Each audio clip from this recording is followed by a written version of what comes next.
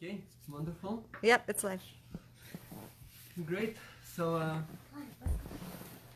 this is Roman with the Paititi Institute, and we are here tonight with many familiar faces, lots of great friends, and also it's great to connect with everyone across the World Wide Web who are watching.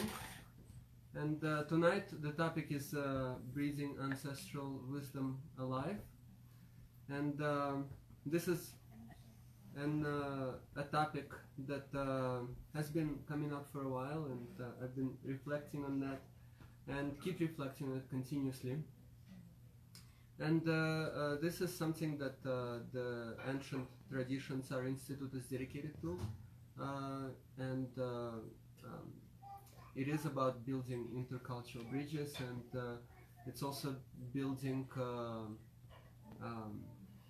direct bridges to one's own self and the nature that we all embody within ourselves, and the various qualities that are so essential for human existence, or just the existence of nature in general, and how those qualities they appear everywhere around us, and of course in ourselves as well.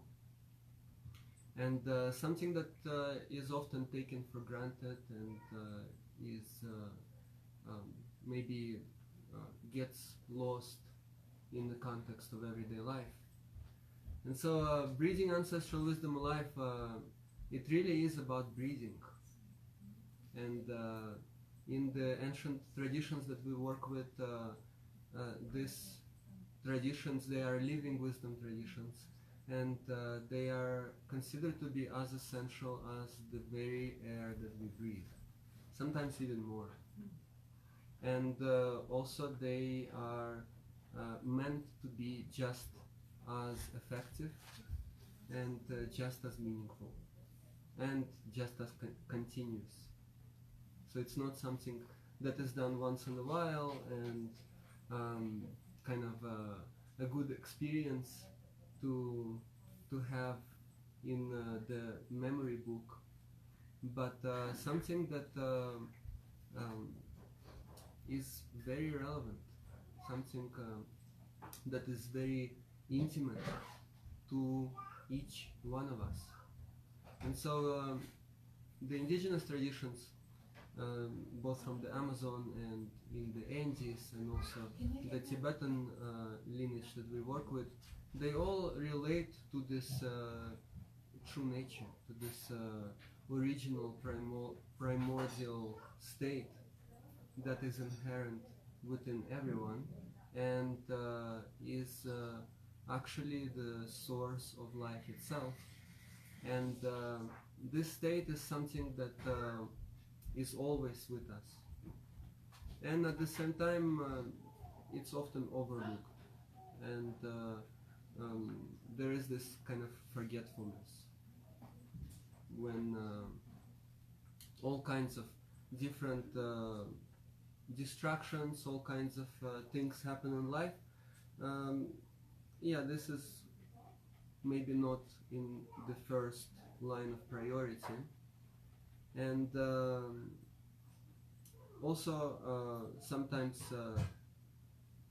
this original state becomes attached with all kinds of different stories and conditions and circumstances, the various things in our life. So we all wish to be happy, however we may call it, or nobody wishes to suffer, and for different people this may mean different things, how to get to that happiness.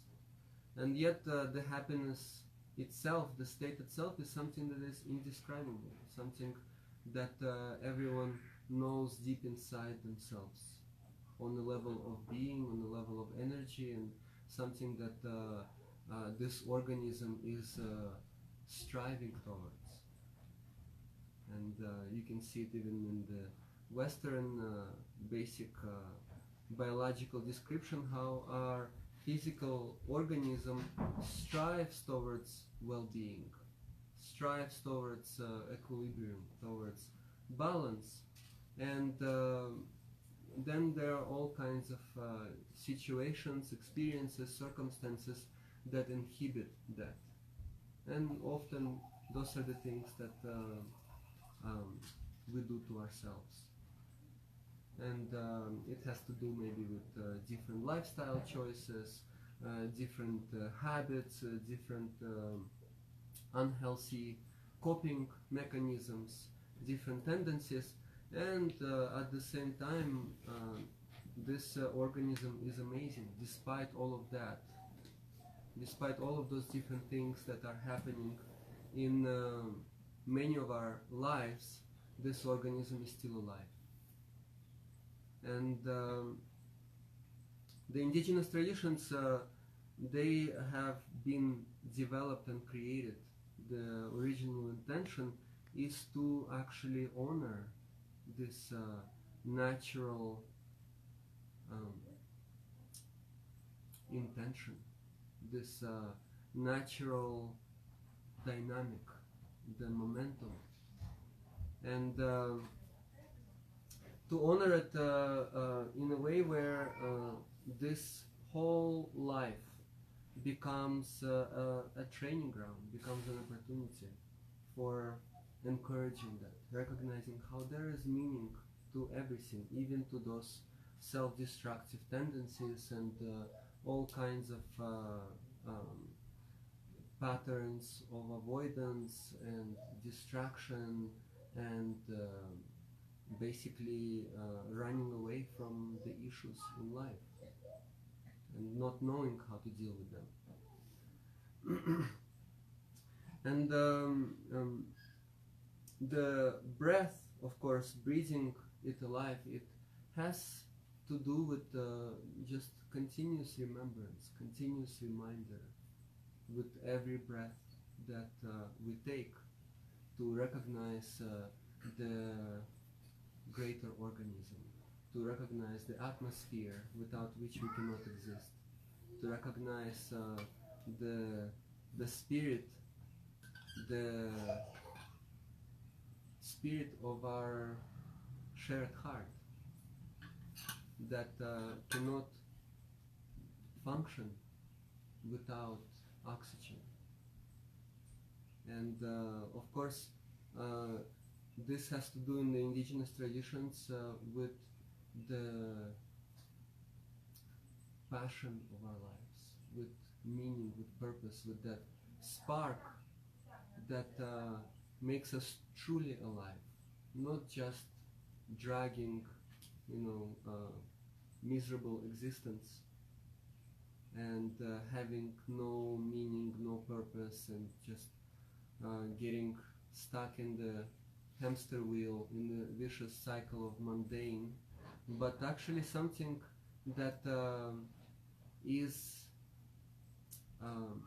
making us feel alive, something that making us feel that there is something to live for. There is something to live for that is much greater than myself and much greater than all of us put together, and at the same time includes all of us in that. And of course this spark is the spark of life, the spark of evolution. This spark is the seed that we are all born with into this world. And I recognize this spark in a very obvious way in my son this day, in our child, who is just full of awe and inspiration and wonder, and is living life as an adventure, and is continuously exploring and having all kinds of challenges, and at the same time is not brought down by those challenges. and not kept down.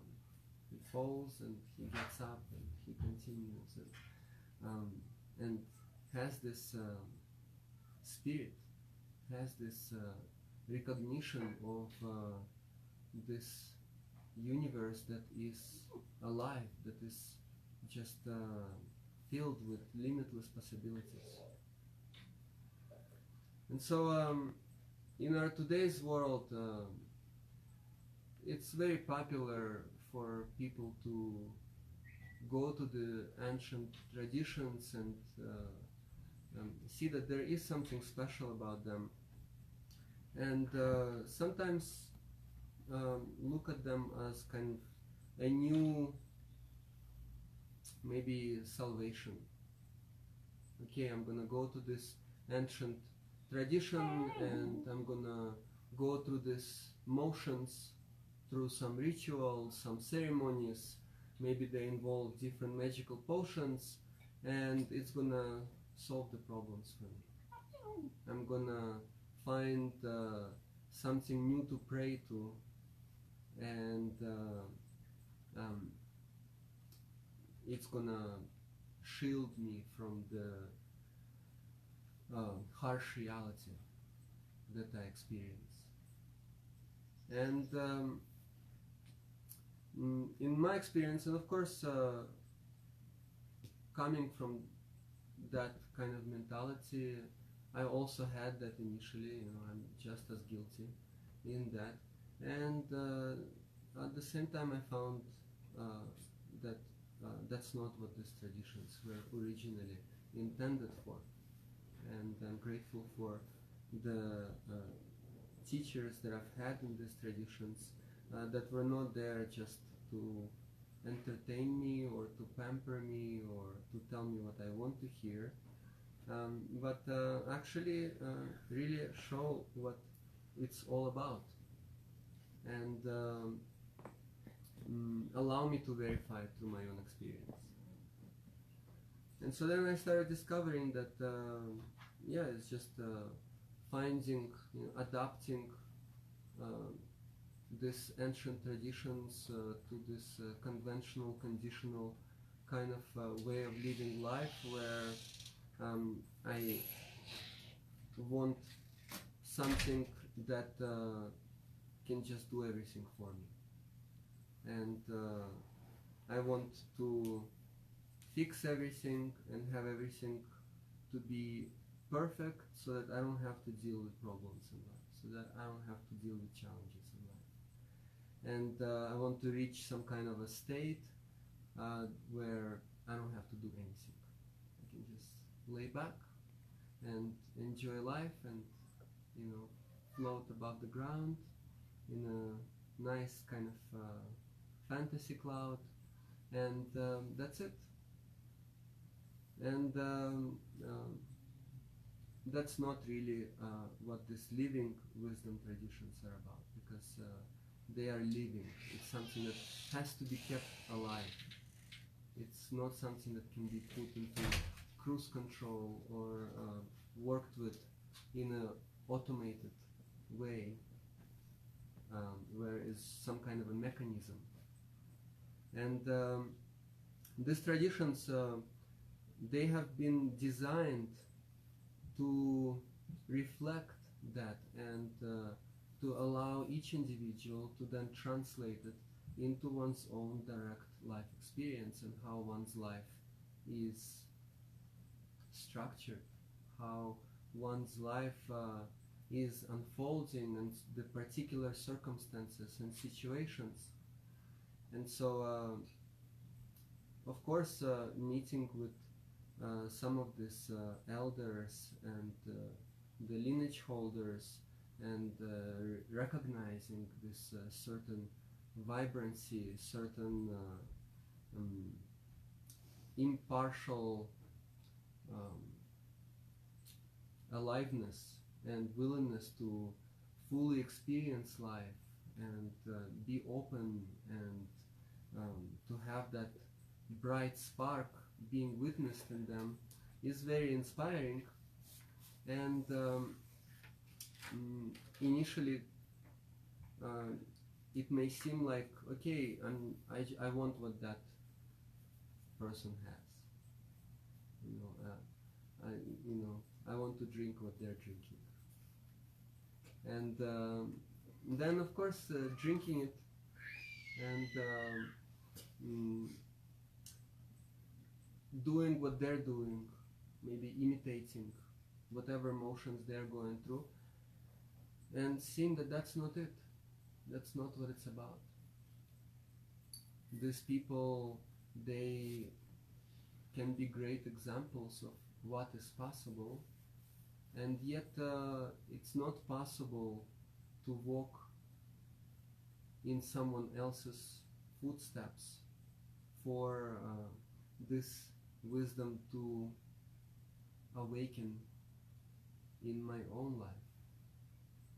I have to really get real with myself. I have to make it relevant. I cannot pretend to be someone else. I cannot pretend to be living their lives. And so these traditions, they're meant to be blueprints. They are meant to be recognized as this maps of inner landscape that one has to learn how to read and then apply it to one's own experience. Yes, of course, there are different thresholds of development, of evolution. There are those universal qualities, but they can only be awakened by facing the particular challenges in each of our specific experiences. And so in that way there is a certain aspect in this tradition where before I can even consider myself a practitioner, I have to aspire to practice. I have to learn how to learn first. I have to unlearn all of my preconceived notions and concepts and ideas and this kind of consumerist mentality where all I'm doing is just collecting a bag of tricks, and really develop a living relationship. Okay, I want to see what this means on the level of being. I have to relate to these traditions not just as some kind of bodies of knowledge, but I have to relate to them through the practitioners, through the living examples, through the people, and see them as people, as human beings who have their own challenges, who go through everyday life and experience all kinds of situations, and then recognize it not as some kind of an external truth that I am trying to accomplish or I'm trying to assimilate, but really recognizing that this truth is within me, it's within each one of us, and then I can start to witness, to be receptive to that truth in others, and some may embody that truth on a much deeper level than I am, but it's the same truth that just continues to deepen, and without really trusting that each one of us has that elemental, fundamental level of truth, these traditions have no meaning. Then they just become an external cover-up.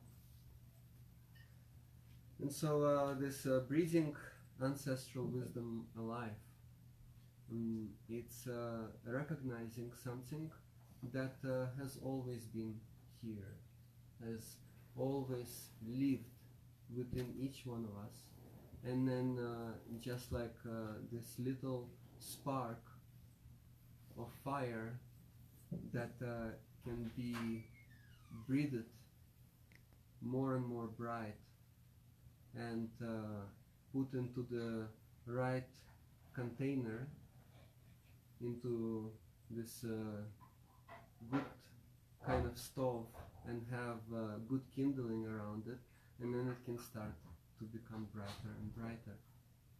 And so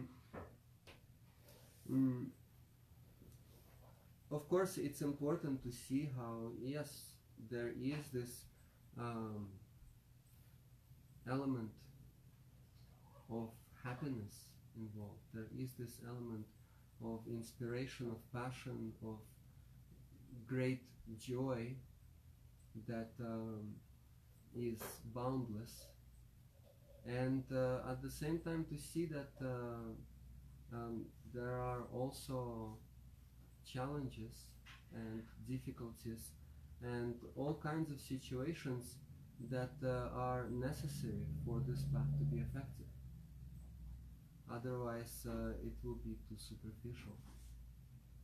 And so the joy in these traditions, when I just came to the Amazon about 18 years ago, I've heard the indigenous people talk about this heritage and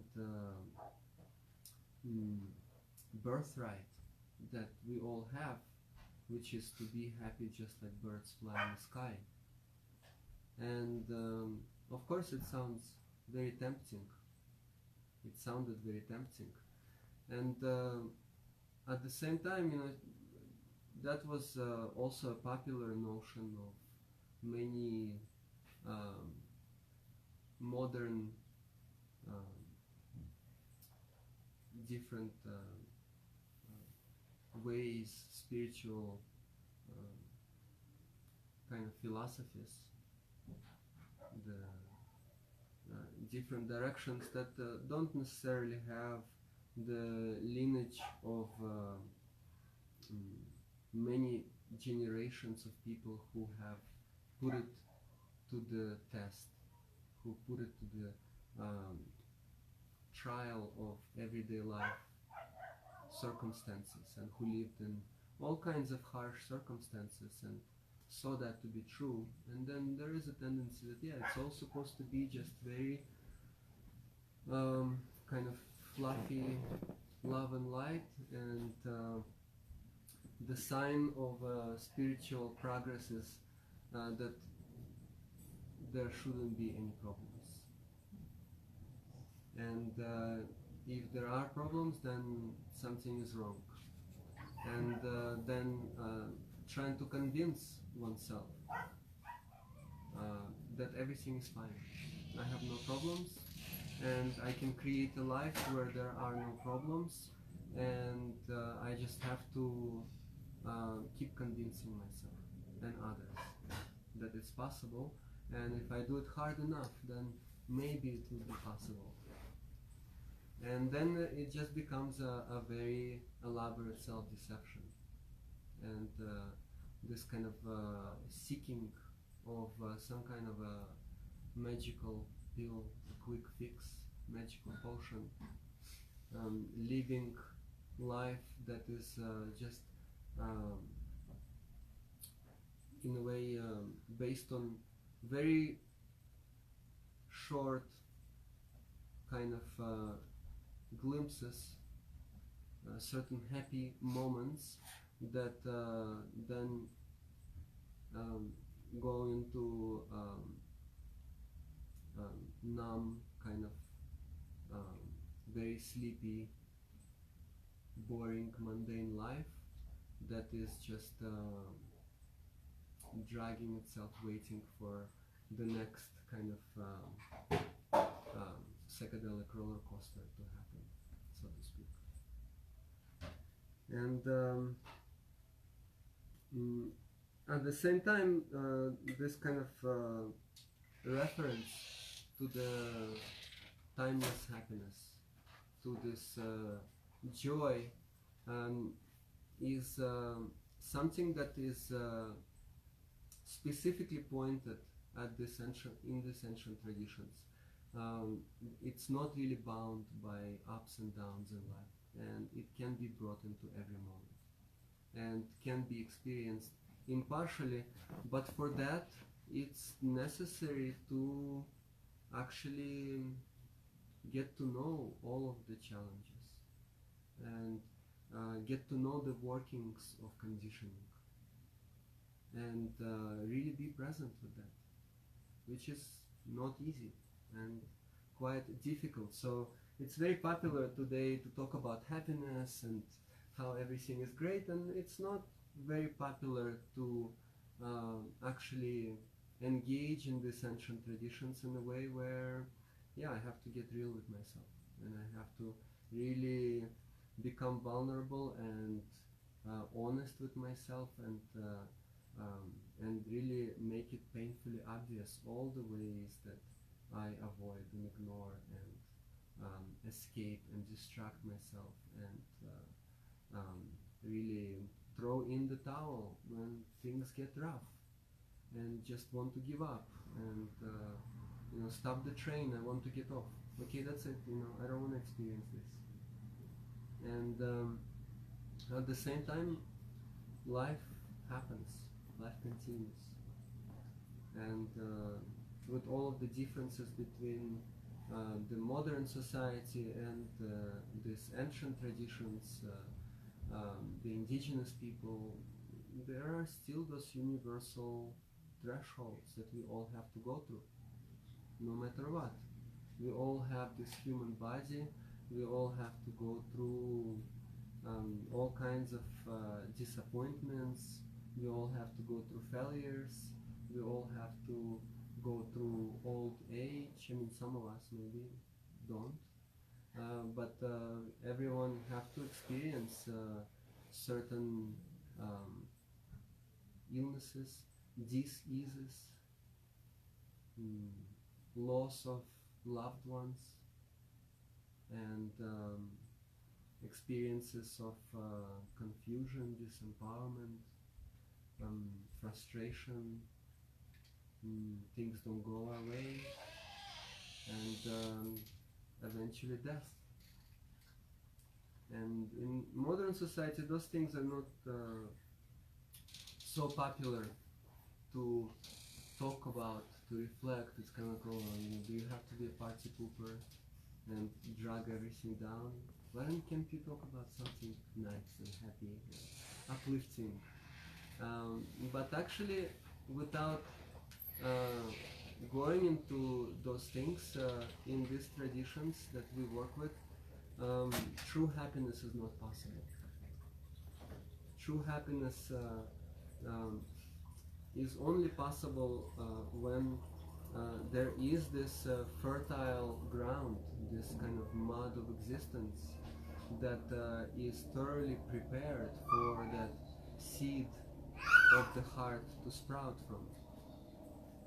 And the true happiness in these traditions is not related to the pleasure, to the sensual pleasure, so to speak, of our lives, but it's directly connected to this capacity of the heart to be fully open with everything that may be happening. And it's a different kind of joy, it's a different kind of happiness. And that kind of happiness is unconditional, just like the heart can be unconditional. And so in that way, there is that timeless potential that can be nurtured, that can be cultivated. These traditions, they revolve around healing. They revolve around really looking into the nature of the problems in life, into the nature of trouble in life, and recognizing that all of those issues in everyday life, they are the eggshell. They are, in a way, this cocoon that is so necessary for the maturation and emergence of the heart. And so it has a very essential purpose, without which it's just not possible. Is the cocoon preventing the butterfly from being free? or is it necessary for the butterfly's evolution? And in these ancient traditions, the teachers that I've had, in each one of them, the teachers have shared over the years just the main challenge of these traditions coming into today's world, and recognizing how these traditions were always about the capacity of the human spirit to shine in the face of adversity. And so then the main challenge in many of these traditions is that often they are approached as something that is not so connected to everyday life.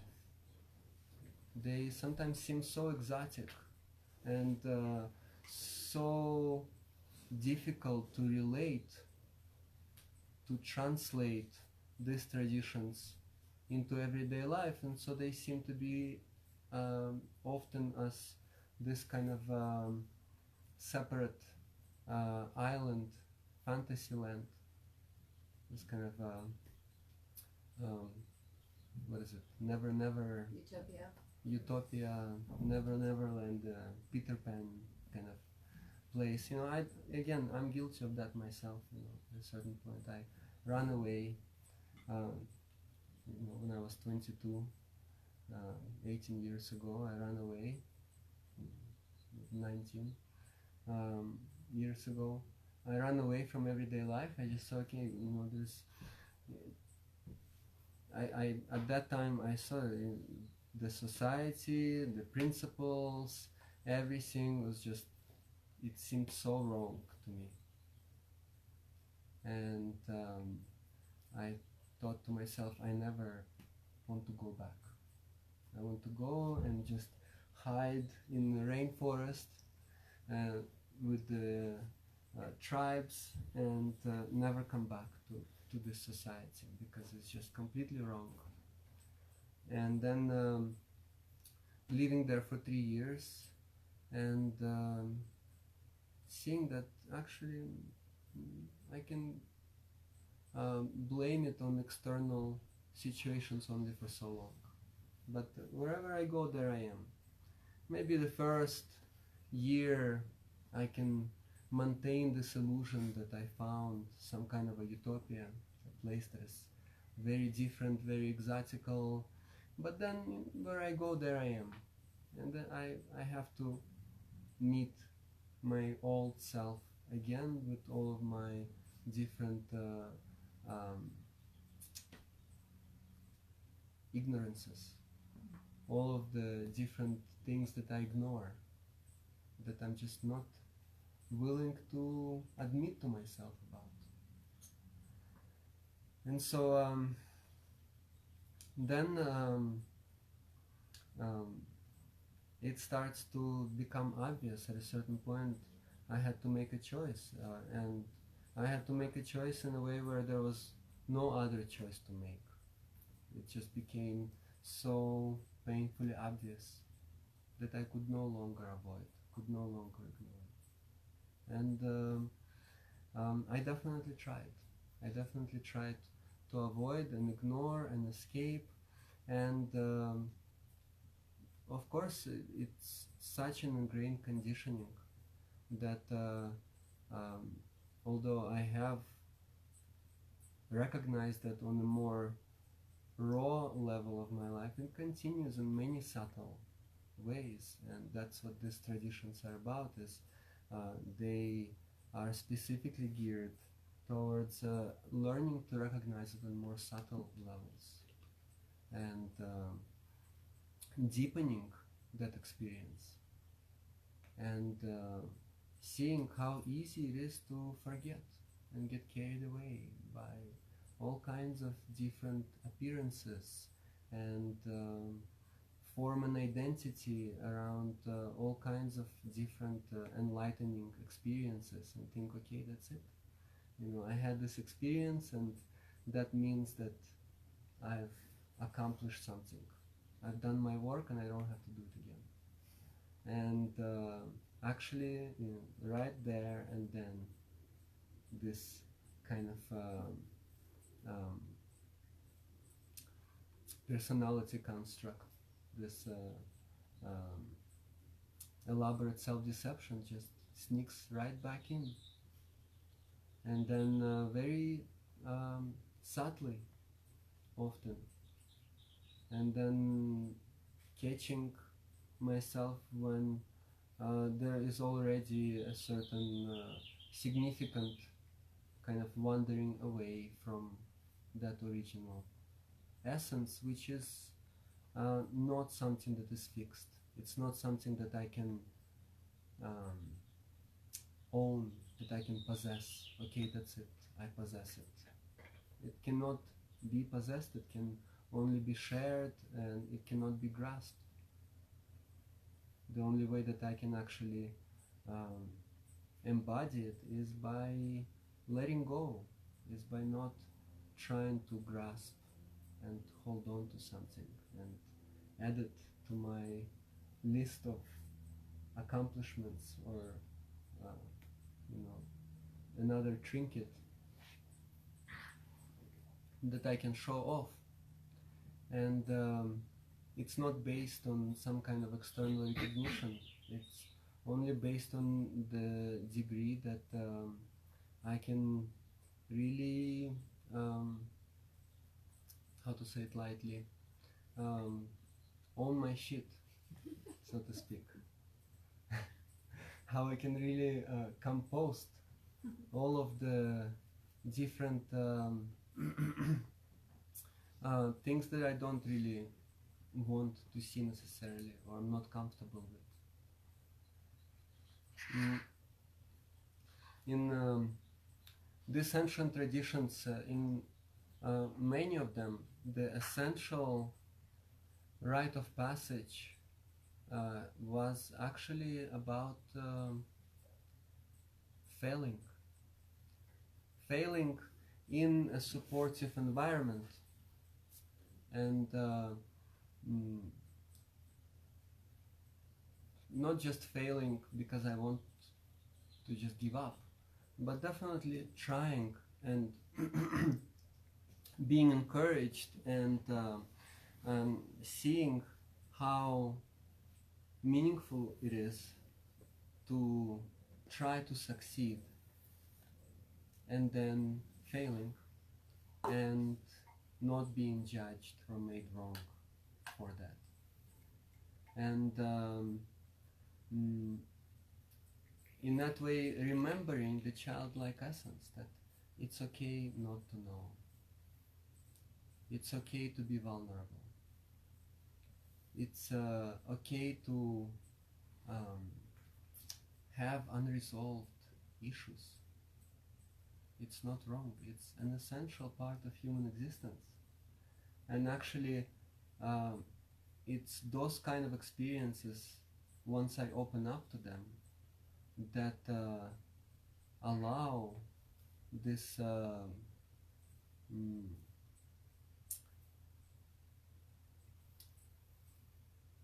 getting out of this kind of false construct, this illusion of this separate bubble that is me, and then opening up to the shared heart and recognizing that I don't have to do anything to deserve love.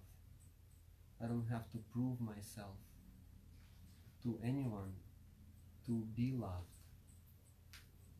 And that's not a condition for me to evolve. Evolution is a natural impulse. It's not like if I'm gonna love myself, then I'm not gonna do anything in my life to keep learning, to keep awakening. And then opening up to that, coming to peace, coming to terms with some of those challenges in life that may never be resolved. And at the same time seeing that the only reason why they have been bothering me all along was because there was an essential message coming in from this higher intelligence of a greater organism, this language of the universe that is very essential to learn in these ancient traditions. It's this communication that is telling me to awaken from this dream of separation. The world is telling us to follow our dreams, and these traditions are telling us to awaken. And of course, to awaken, this dream has to be understood. The language, this dream language, that is coming through everyone and everything, that is pointing to the interconnectedness, to the reciprocity, that is the foundational pillar of many, if not all, ancient traditions. Nothing is possible without everything.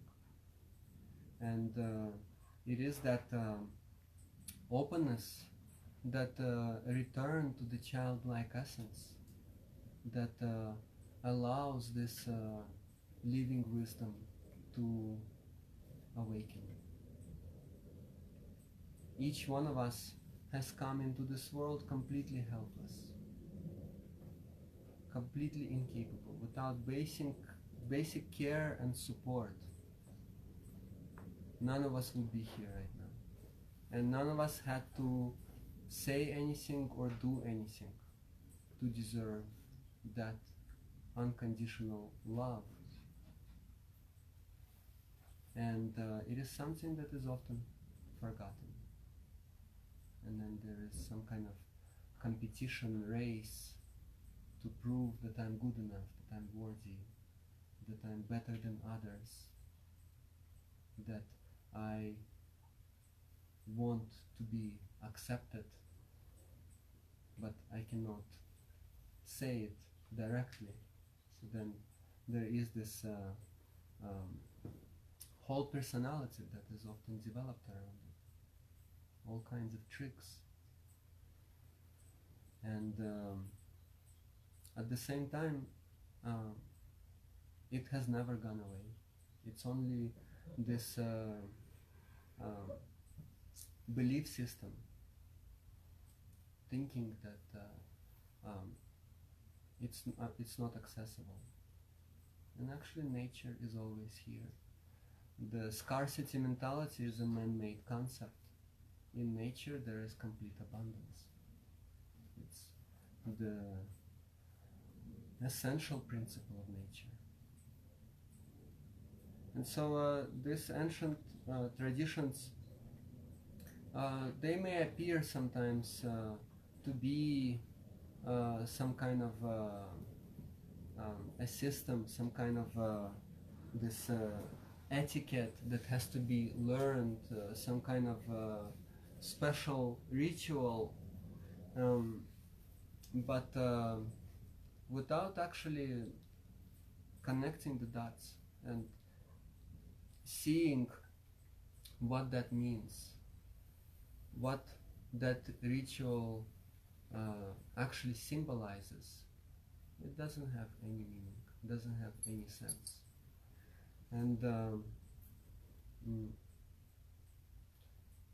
this is something that I often see. It's very popular today. It's this kind of when I was starting off, the Amazonian culture was not very known, and then over time, there is this kind of cherry picking mentality of picking just one aspect out of a certain tradition and thinking that that's all it's about. It's kind of like the most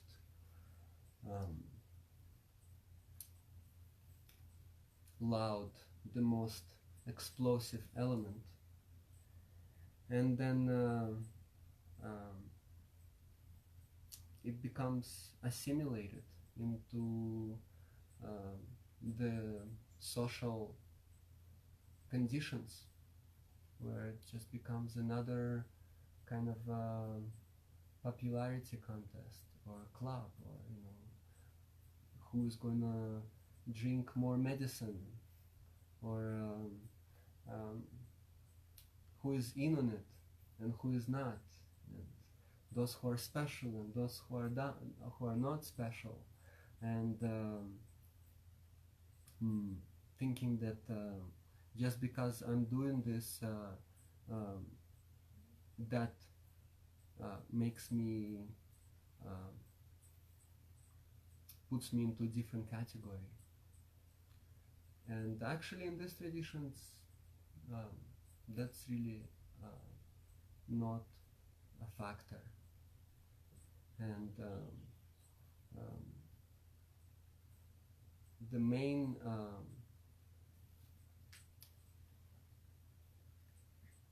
essence of these traditions comes in a very subtle way.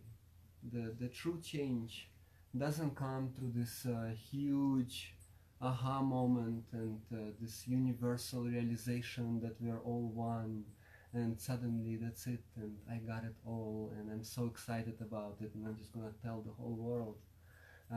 But it comes in very subtle ways.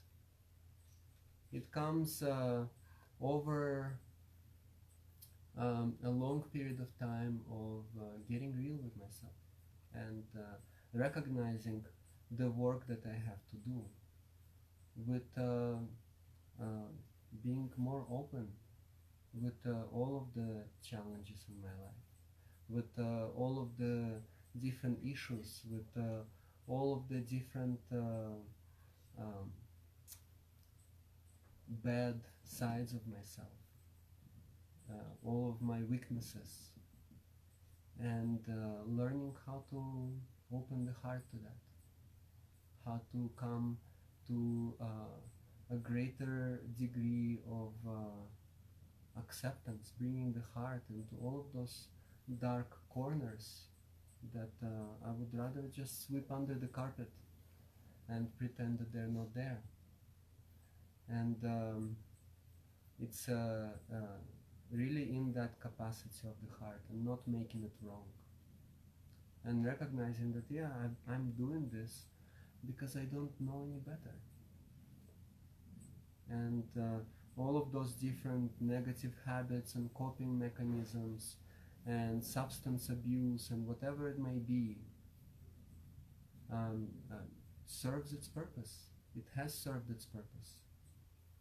It allowed me to survive to this moment, and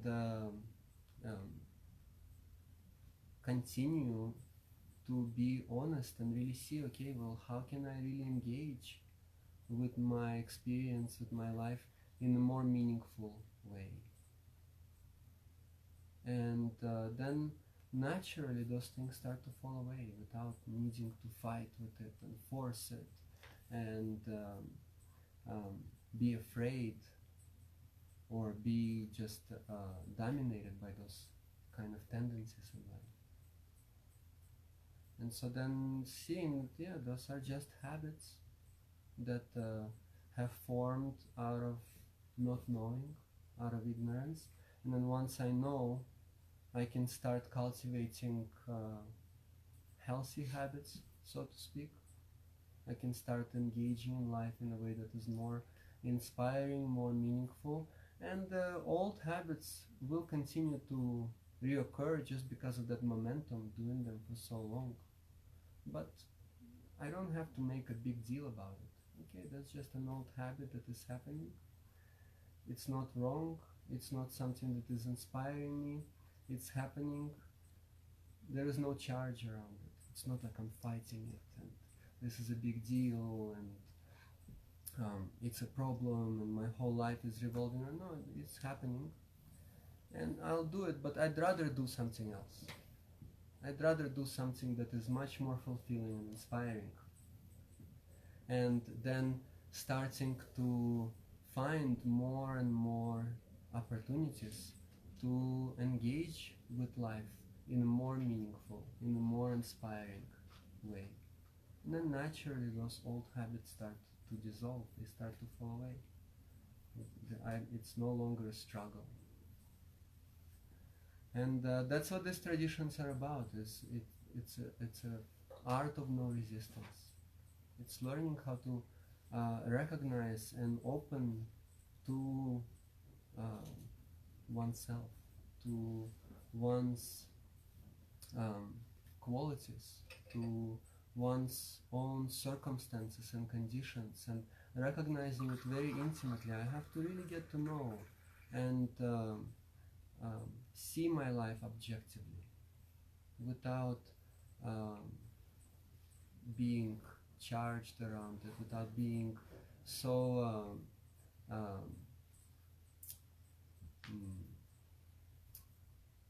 blocked emotionally, without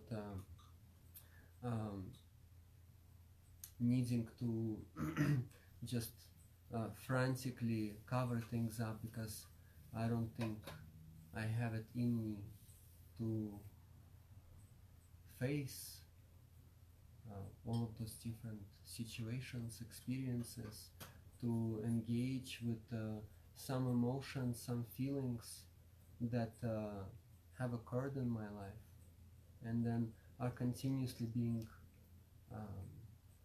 reminded of through all kinds of circumstances. And so in this way, it's learning how to be a channel of energy, or remembering oneself as a channel of energy, rather than needing to guard certain energies, the energies of experiences, states of being, emotions, feelings that I could never fully process. I didn't know how to process. I didn't know how to be with them.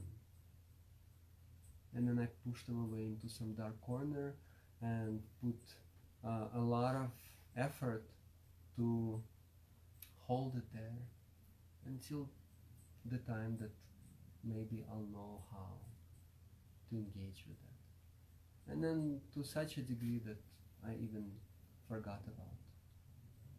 And so the first step in these traditions is this recognition that actually it's possible.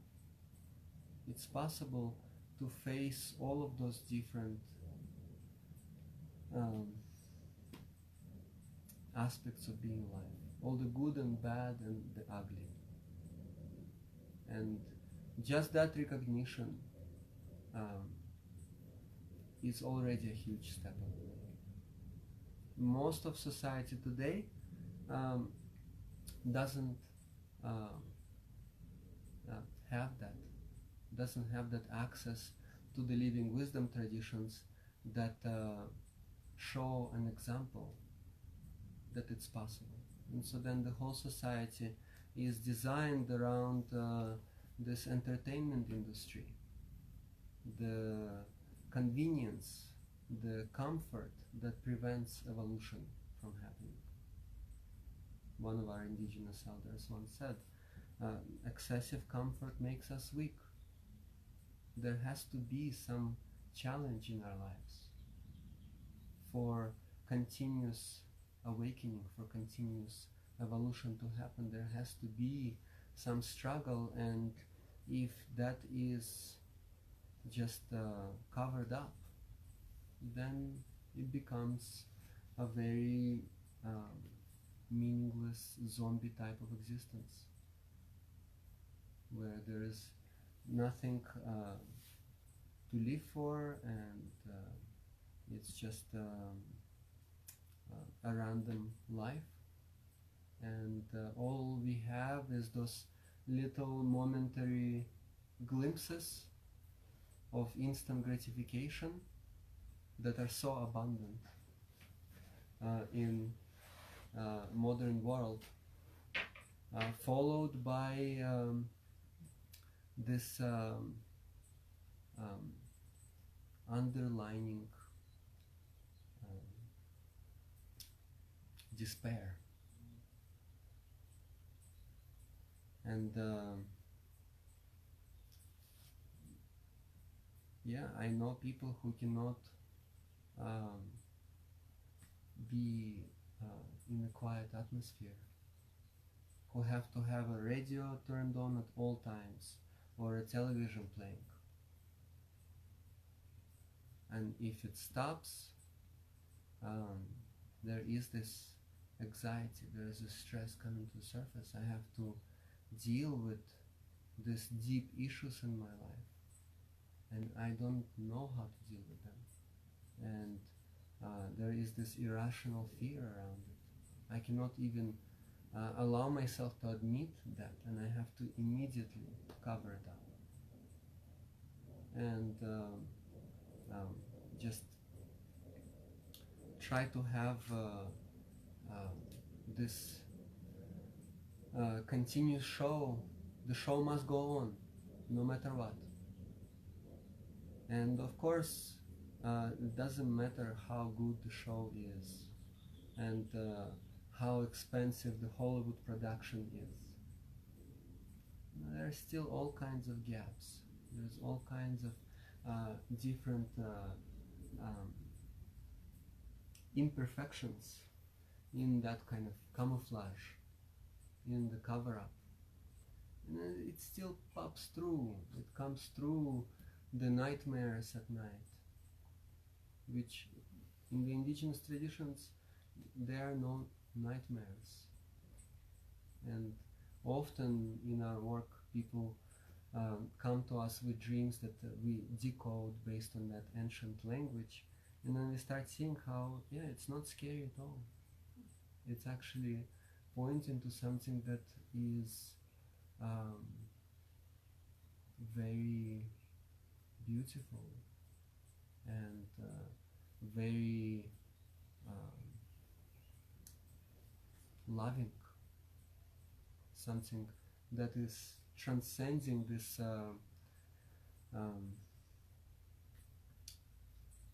reality of separation or the dream of separation, something that breaks the cover-up, this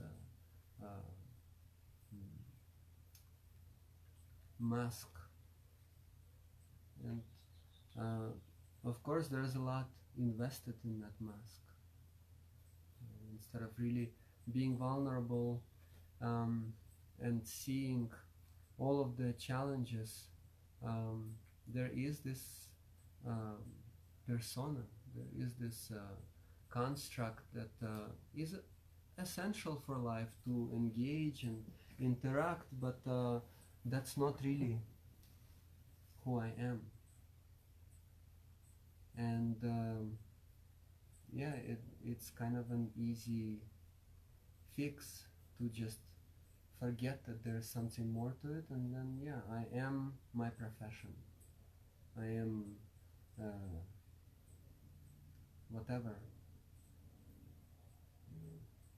I am some kind of director, or I am some kind of an important person, or I am some kind of artist, or I am some kind of a healer, or whatever it may be. And then I don't have to really deal with this living organism, and it's kind of shielding me from that to a certain point. And sooner or later the truth comes out, and in these traditions definitely sooner than later. In these traditions it's essential to prepare oneself to go through those essential thresholds of life as a evolutionary portal, as a rite of passage in a graceful way, rather than avoiding it to the last moment and then suddenly not able to escape. And yeah, just having this inescapable type of experience that is happening, that is bound to happen. Just like this body is mortal, it's impermanent.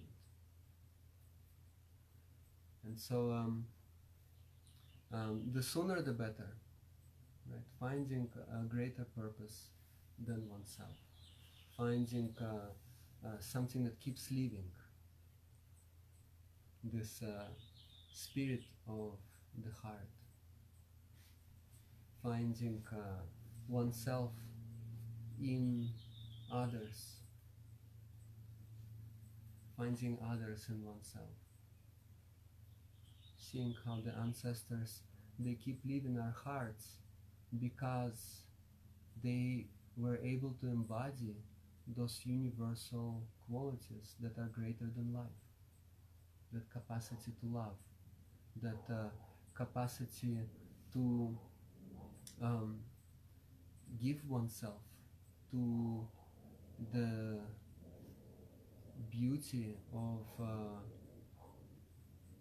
this greater community, the innocence and being in service to such a degree where there is this recognition that this physical experience is actually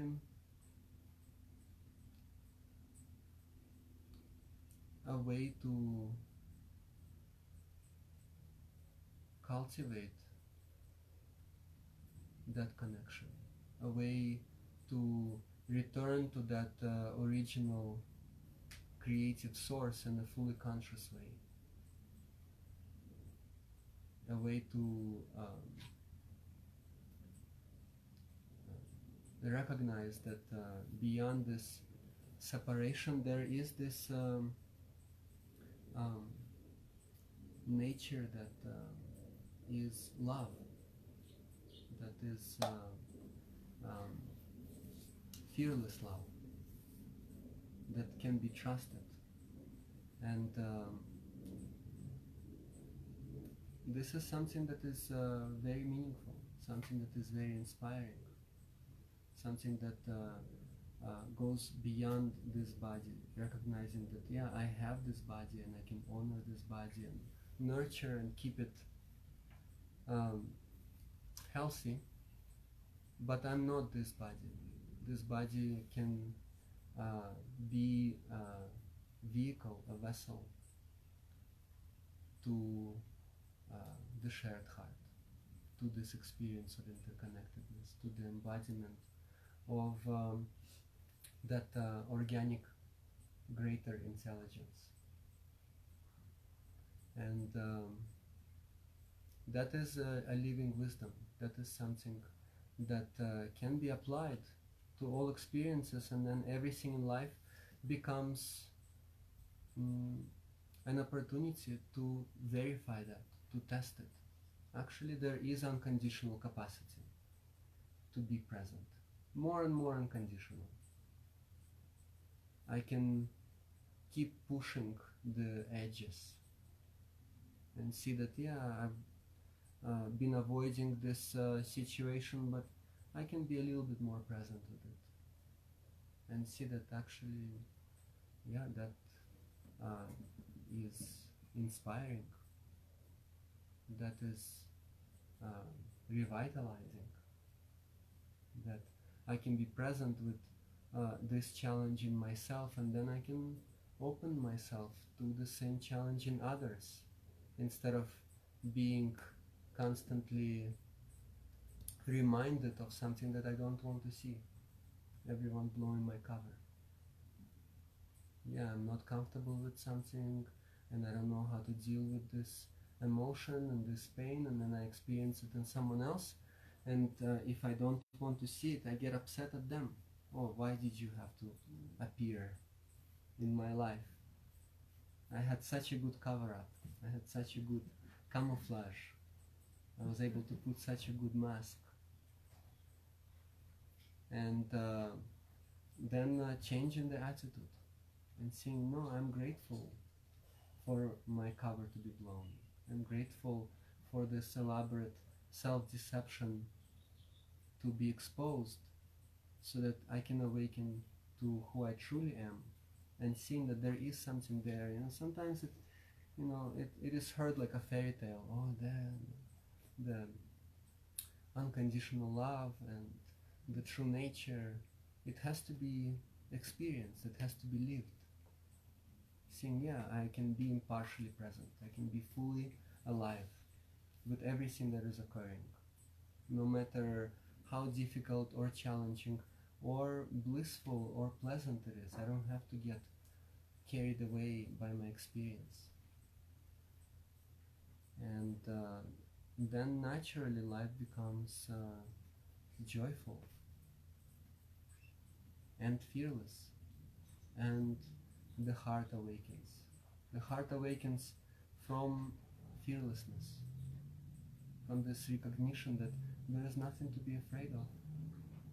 And I sincerely wish to share that with people who are dear to me in my life, and then beyond. And then seeing that, yeah, actually everyone are going through that evolutionary journey, learning to trust in that unconditional nature that we were all born from, and then didn't have the right circumstances to confirm that truth that we each have, and then doubting it. No, this innocence, this vulnerability, this tenderness is something that has no place in this harsh world. I have to hide it away. I have to put some kind of a front and armor. I have to build a fortress around it. And then being so good at it that it becomes my own jail. Even I cannot access it. Yeah, great job. Yeah, I have to comment on that, It's part of the journey of liberation. It's just seeing how strong of a fortress I have built around this tender essence that I have mistrusted and yet really cared for. Yeah, it doesn't have a place in this world, but I'm gonna protect it with all I have. And at the same time, it's this essence, is that innocence that is indestructible, that is more powerful than any power in existence. And there have been many cases where the most ferocious animals have succumbed to the child nature and then raised little children as their own. And it's that kind of power. It's that power of the innocent heart. And it has to be trusted. It has to be verified. Okay, I can be exposed, I can be tender, I can be open. And I don't have to keep that kind of indoctrinated victim mentality alongside with it. It doesn't have to be associated with woundedness, and then woundedness being wrong.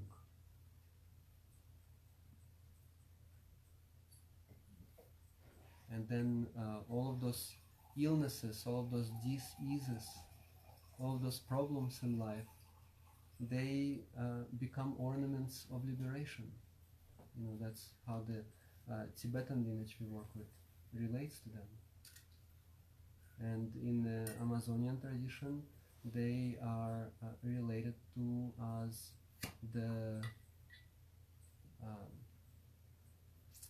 treasury of unconditional love. In within each disease there is that unconditional love waiting to be discovered. Each disease is a mother. And the more I can verify that, and I can open up without making a story, and of course I don't have to torture myself needlessly, but to just open myself to what I'm already experiencing. This experience of channeling energy in many traditions, it's pointed to. It's the energy of each moment. How can I embrace each moment in whatever way it is unfolding and make the best of it? Instead of resist it. No, this I don't want to experience. This I don't want to happen. I have my own agenda and my own expectation. And then life becomes miserable. And so this relentless flow of life, each moment is unlike any other before. It's continuous, always new, always fresh, always spontaneous. And the only thing that does not change within that continuous stream is the spacious, unconditional, open nature of the heart that is up to each one of us to discover. And so instead of dedicating life to creating, developing this illusion of security and certainty and planning, no, this is exactly how I want things to happen. And then, being disappointed. And so instead of that, why not dedicate life to a loving relationship with uncertainty, with insecurity, with this tender nature of the heart, and learn how to be steady in that, how to be rooted in that tender power, and verify it continuously. The only way to verify it is to be open to this continuous, fresh and spontaneous unfoldment that is life. That's how our teachers relate to that. If it's something that is superficial or not fresh, if it's some kind of show that I learned how to put on, it's not real. That's not what it's about. And definitely it's very difficult. It's very challenging because it's just all of this time that has been dedicated to the complete opposite, that has been dedicated to the illusion of stability, to this fixed identity that has accomplished something, that is somewhere. And in this path, it's not a path of personal development. It's not a path of self-improvement. It's a path of realization. It's a path of awakening to this indestructible nature that is always here. And so in many ways it's very opposing this modern mentality. And of course, like I said, I myself have come into these traditions with this very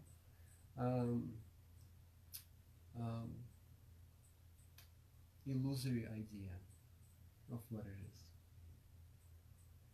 and then spend a long time just beating my head against the wall and just not getting it.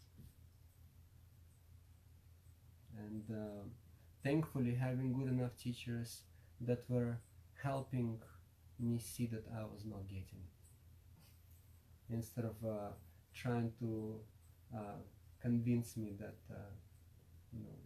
I just have to keep investing myself in self-deception. And so then little by little, drop by drop, starting to see that it's about something completely different than what I thought. Right? And then gradually opening myself up. And then of course, after the initial 3 years in the Amazon and coming to a point where the traditional apprenticeship period has come to an end, and seeing that I resolved this physical genetic incurable in Western medicine illness, and at the same time that was just the tip of the iceberg. And then being directed and pointed, okay, now go back to this society that I have escaped from, that I thought that everything is wrong about, and really bring that seed, learn how to bring that seed.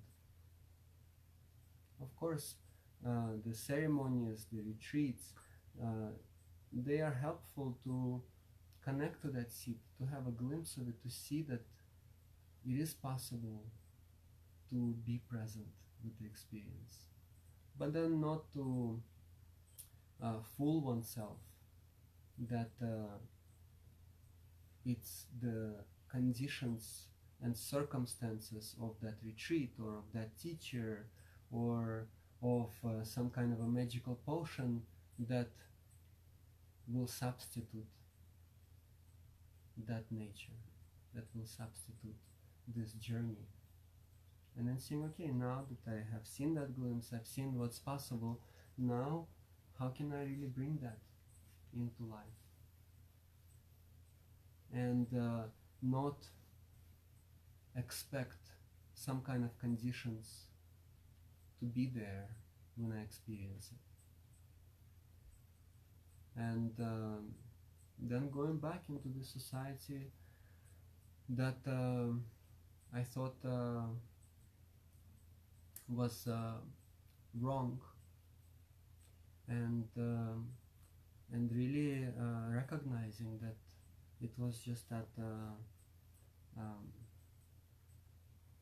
perfect training ground that was making me feel uncomfortable and insecure, and it was very difficult after 3 years in the Amazon rainforest to go back into New York City and then do something with myself. The first 6 months I just found this kind of post-apocalyptic swamp in Brooklyn, and I ended up, living there. I kind of just hid away from society, and I had no idea how to bring myself into this world. I had this kind of I called it the Mowgli syndrome. I had no idea, what am I supposed to talk to people about? Oh, hello, I just spent 3 years in Amazon. I have no idea why. There was no purpose to it from the perspective of this modern society. There was no career path involved. I have no certificate to show. That was very stupid. And really needing to come to terms with that, and not even knowing where to start. And then at a certain point, just feeling like I was going mad, and then needing to do something with all this energy that I could not come to find how could I apply it to this society. And then, yeah, after about 6 months, then I could no longer bear it. And then I went into a situation that I escaped from before I went to the Amazon. I went back into the corporate world and had to really face it. And went to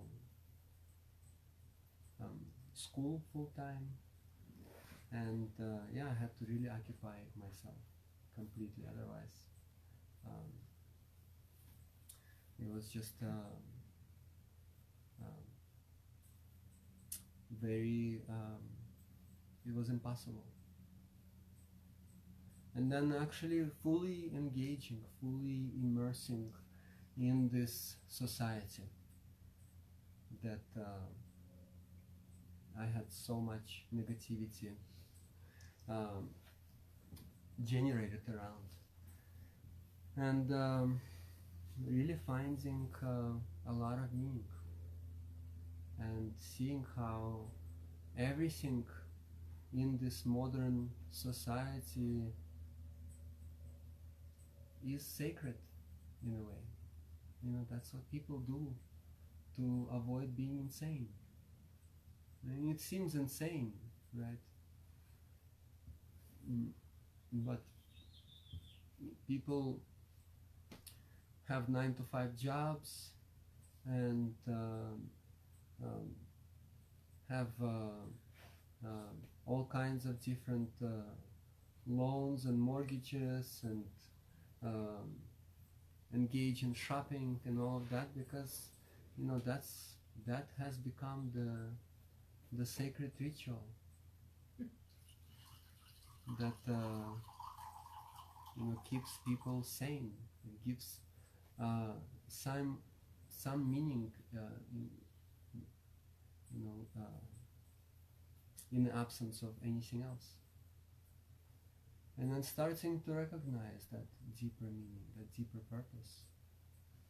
In the Amazon, having the supportive containers and having the healing circles where all of us would actually be put into the alchemical pressure cooker, where there was no other choice but to face the difficulties in life, to face the problems, to face the pain. And then coming back to New York after 3 years, and coming back after the 9/11 has happened, and seeing how that was the rite of passage for the people of New York that brought them closer together. It was done not in a supportive container. And that's how society today operates, the same energies. Right? There's this, I think, oracle of Delhi in ancient Greece. He had said in the battle of life, gods will be present whether we invoke them or not.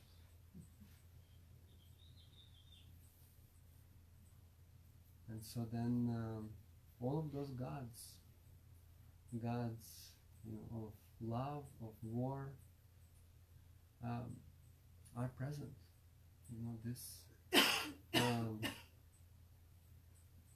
human existence is in a way the archetypal battlefield, and our egos have an essential place in that. It's this place of seeing that there are all of those forces that that influence our lives. I may think that I know who I am and what I'm about, but that's just such a tiny thing of who I really am, of this greater facet of myself that involves all of those powerful natural forces, the forces of psychic energies, all of those emotions, feelings, passions, inspirations, longings. And so then how can I honor them? How can I acknowledge them and channel them through my life in a conscious way rather than being footballed around unconsciously, not realizing that the universe does not revolve around me,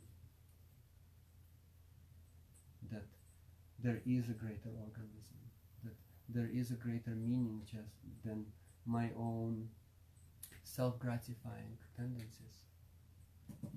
And then finding the greater joy in this service to the shared heart.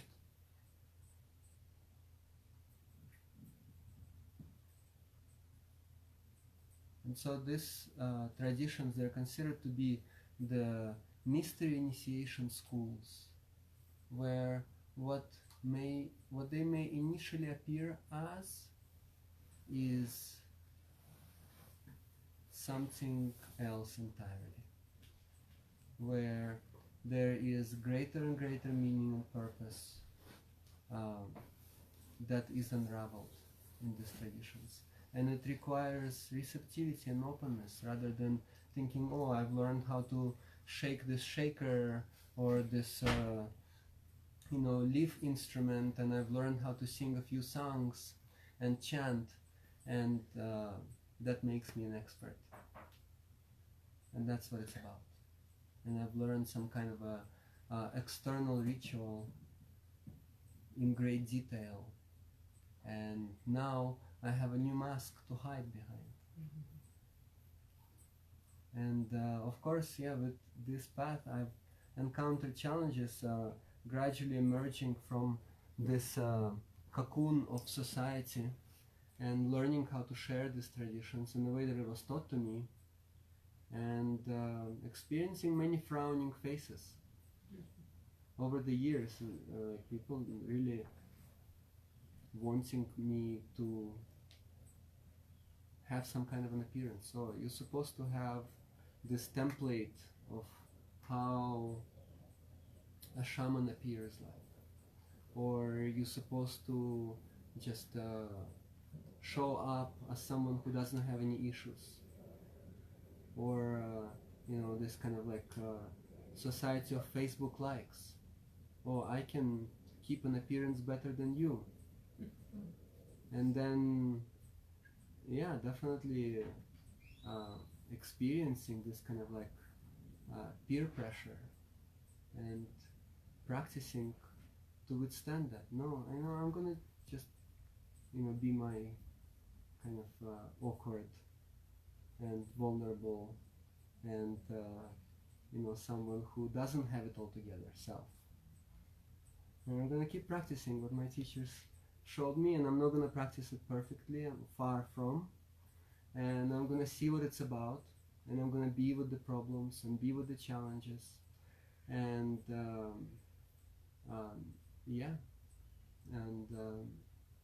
then at the same time, over the years, then definitely forming a deeper connection with certain key individuals that could see through the appearance, that actually valued that connection of being real, not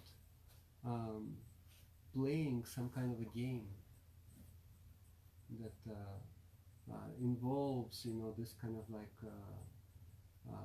masks and this certain in a way lack of relatedness. I'm just gonna play this shaman or this healer, you're gonna play someone else, and we're just gonna do this thing and play our parts, and then not have any time to actually engage with each other and relate and share the difficulties of life and share the challenges and not make it wrong, and actually have time for that. That's what these traditions are about. And this is what I've really been inspired and motivated by in our intentional community that has been forming over the years, that is not about quantity but is about quality. How can we keep evolving, keep awakening, and supporting each other, and then keep witnessing that? It's not like, yeah, I'm just going to be this bartender who is going to, pour you this strong drink that will help you forget about your problems for, a night. No, I'm here to remind you, and you're here to remind me.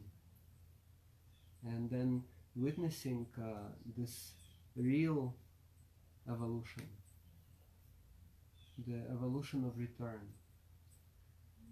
witnessing this spark becoming brighter and brighter, and that is truly inspiring. This is what I do this work for. This is what I live for. And I'm very grateful to actually engage in this way. So here in Colorado, one of our older communities, and it's this kind of reminding each other of this ancestral wisdom that comes from the north and the south and the east and the west. All my relations, seeing how we are all sparks that have come from the same source, and the more we can really see each other in the face of everything in life, in the face of all circumstances, the more that source can be awakened. And really looking life in the eyes, really breathing every moment, and rediscovering that power of the human spirit. And people like to have different aids and different formal practices in daily life, but none of that can substitute consciousness. None of that can substitute actually carrying that spark through all the situations in life, through all circumstances. And so then consciousness is the main healing agent. Otherwise, no microdosing in the world. People really like to do that. On our tour, people coming to me and telling me how they've been microdosing or macrodosing or whatever, every day, taking all kinds of things, on substances, and doing different practices, and just maintaining some kind of a special feeling. But actually it's really about not maintaining. It's about opening up. This difficulty, this pain, I'm gonna open myself to it. I'm gonna learn, maybe not right away. And I'm gonna have all kinds of support structures, but I'm not gonna use them to avoid and pretend. I'm gonna learn how to open myself a little bit more, and have a little bit more of that artificial conditional support structure, and open myself a little bit more, and trust in that nature of the heart a little bit more and a little bit more, until I can do it fully alive, until there is nothing artificial about it, until it's completely fresh and spontaneous. And take as long as you want, but make sure that that's the direction, that the direction is clear, that this creative energy is used to face life and not escape life.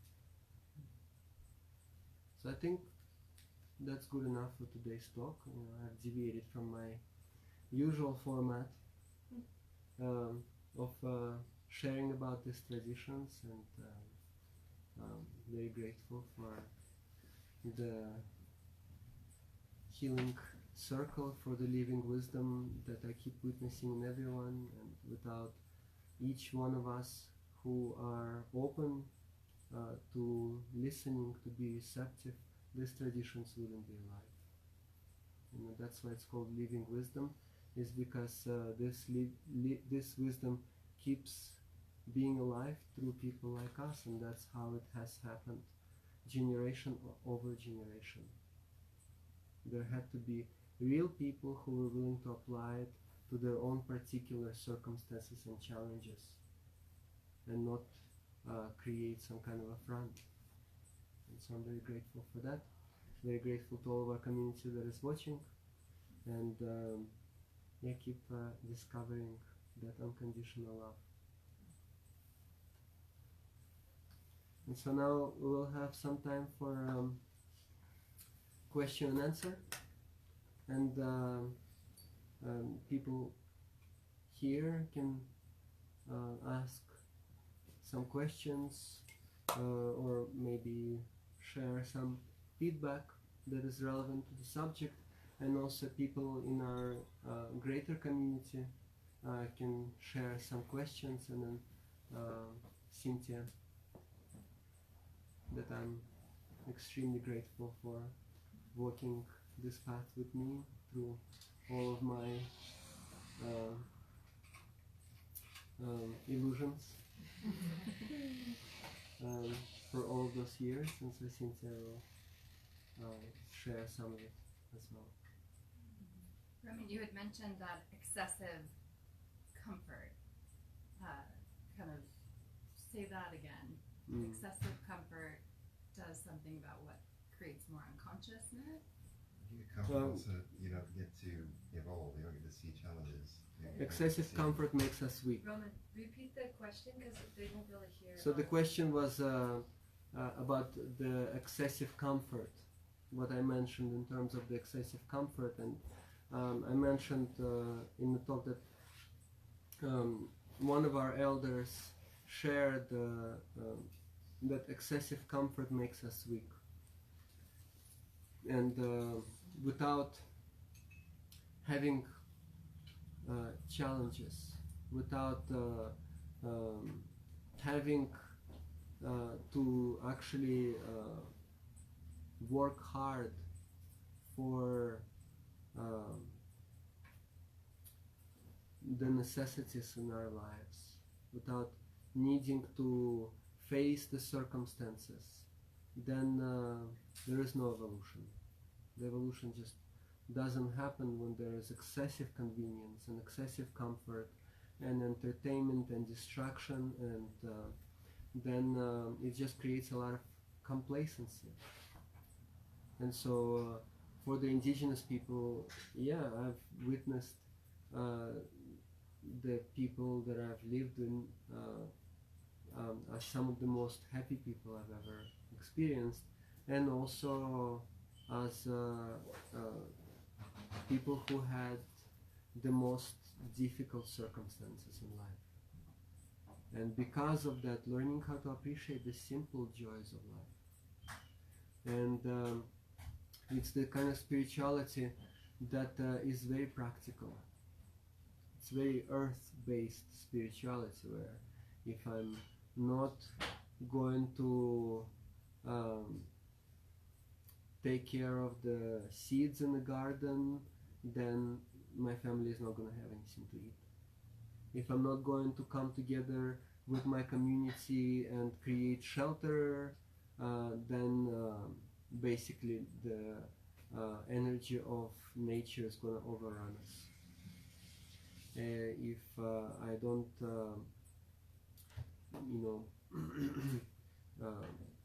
plant trees and have enough firewood for the winter, then we're going to freeze to death.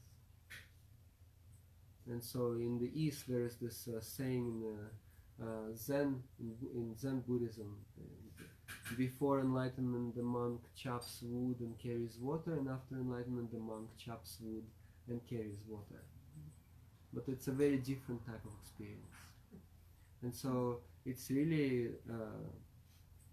this kind of the awakened seed of the heart that is brought into the most mundane, into the most challenging experiences and circumstances, where the hardships of life are not avoided, but are actually engaged in a way that allows the heart to keep blossoming.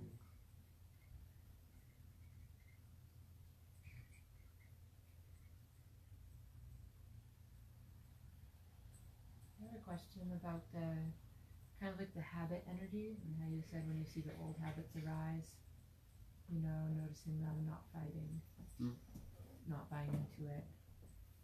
Sometimes in my life I see that the old habit energies are taking the vast majority of my time and energy. Does that even apply then? Like if it's really overrunning you, still do the same thing, just notice? In my experience especially. Of course, yeah, I have to learn how to actually be present with them. Okay, I'm going to be a little bit more present with this habit.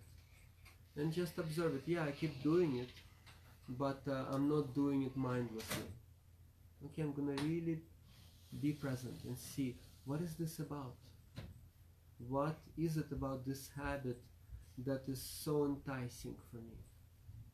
What is it that I find to be so magnetizing, so drawing? What is it that I find from it? What kind of positive result, right? You know, even within the most negative habits, you know, there is some kind of a purpose that they have been serving, just not knowing any better way to face life. And so then, yeah, of course, needing to learn how to be present. And then especially with those kind of habits, I'm not going to judge. And I'm not going to just blindly do it. I'm going to be fully present and open and see, what is this about? What is it really? Because without understanding that, I cannot emerge from the cocoon. There has to be some maturation, some realization happening within that. And then I can engage. Okay, I'm not going to judge myself. I'm not going to make it wrong. I know that it's not something that is helpful to me, but I need to really understand what it's about first. And so I'm not going to judge, and I'm going to bring that unconditional love into my experience so that I can make that mistake once and for all and learn from it. Instead of covering it up and having this kind of like fight inside of me of this strict parent and a rebel without the cause. Oh no, you shouldn't be doing that. You know better. But do I know better? I need to really do that and fully experience it and see what it's about, instead of creating this kind of like, dogmatic, irrational prohibition. And then at the same time, also really see that, yeah, okay, I want to understand what it's about. And also not just being convinced by it, right? Yeah, I'm going to do it, and I'm not going to judge it, but I'm also not just going to take it for granted and think that that's what my life is about. And then see, yeah, here I'm doing it, and I'm going to do it fully, and now I'm going to experience the side effects of that, or the results of that action. And here I'm experiencing the consequences, and see that, yeah, that was not a smart thing to do. And here's why. And now I can see it very clearly. And then see, okay, but really, it's not really the habits, it's not really the coping mechanisms, it's not the substances that I do, so but it's really what I run away from by doing it. And then seeing, well, what am I really running away from? The ignorance as the cause of suffering. What am I ignoring? What am I ignoring? I want to be fully present. And then see, okay, yeah, this is actually, I never knew how to face this energy, this sensation, this situation in my life. And so I've, reached, for whatever was available. And now I can start bringing more awareness into it and see, okay, actually, I can maybe do it in a different way. Or I can engage with this issue that I've been avoiding and start building towards that. Okay, how can I face it a little bit more? I'm going to take extra few breaths before I reach for that familiar comfort zone. And it's not just, okay, I'm going to cut away this bad habit, but okay, what can I bring into its place? Because if I just cut that away, there is this void that is left that leaves the issue unresolved. Okay, what do I do without this familiar coping mechanism in order to engage or disengage? And so then bringing awareness into it, bringing presence, this is the path of realization.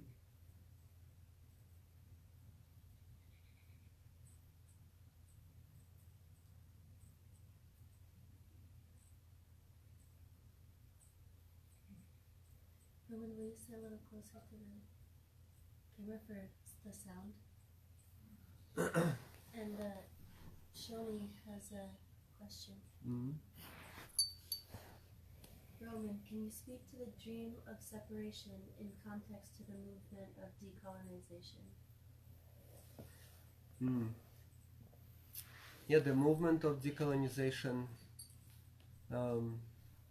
especially here in North America, I know that there has been this emergence and more people tuning into that, and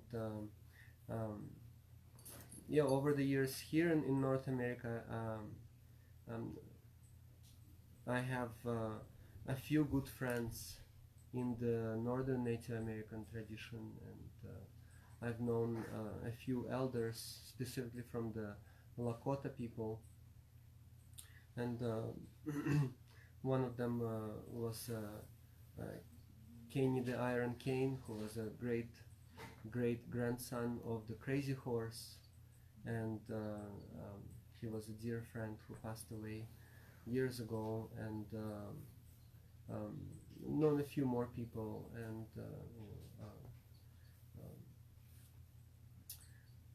and from the elders, I have seen that the true decolonization movement is not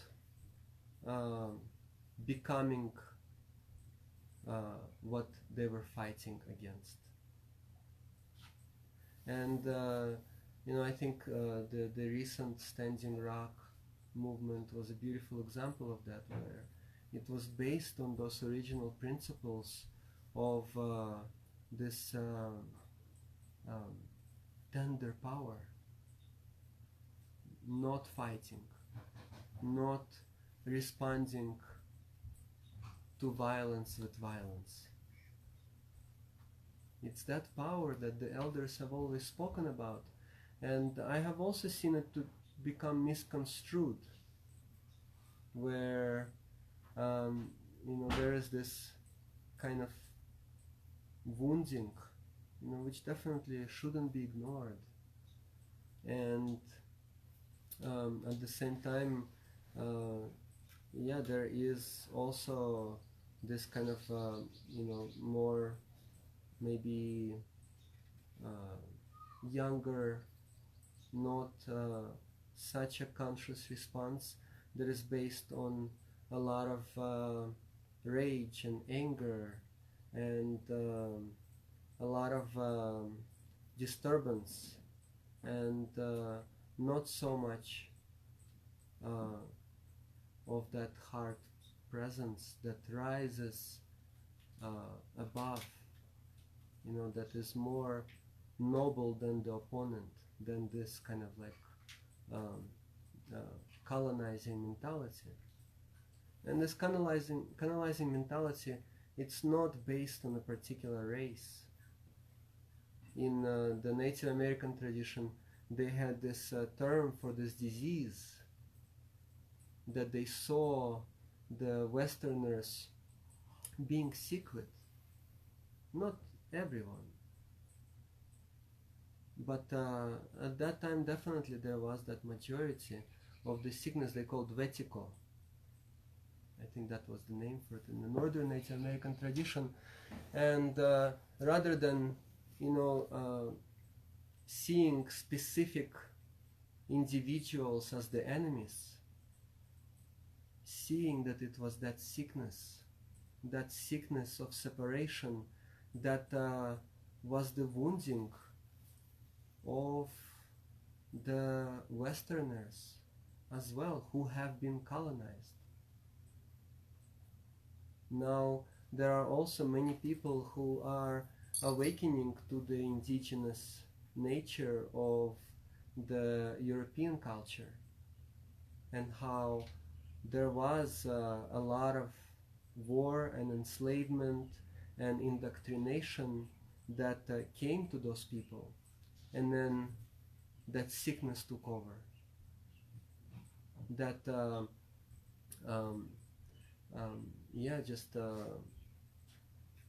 being overtaken by the fear, being overtaken by the rage that is arising out of that fear, not knowing how to deal with it, and then spreading that throughout the world.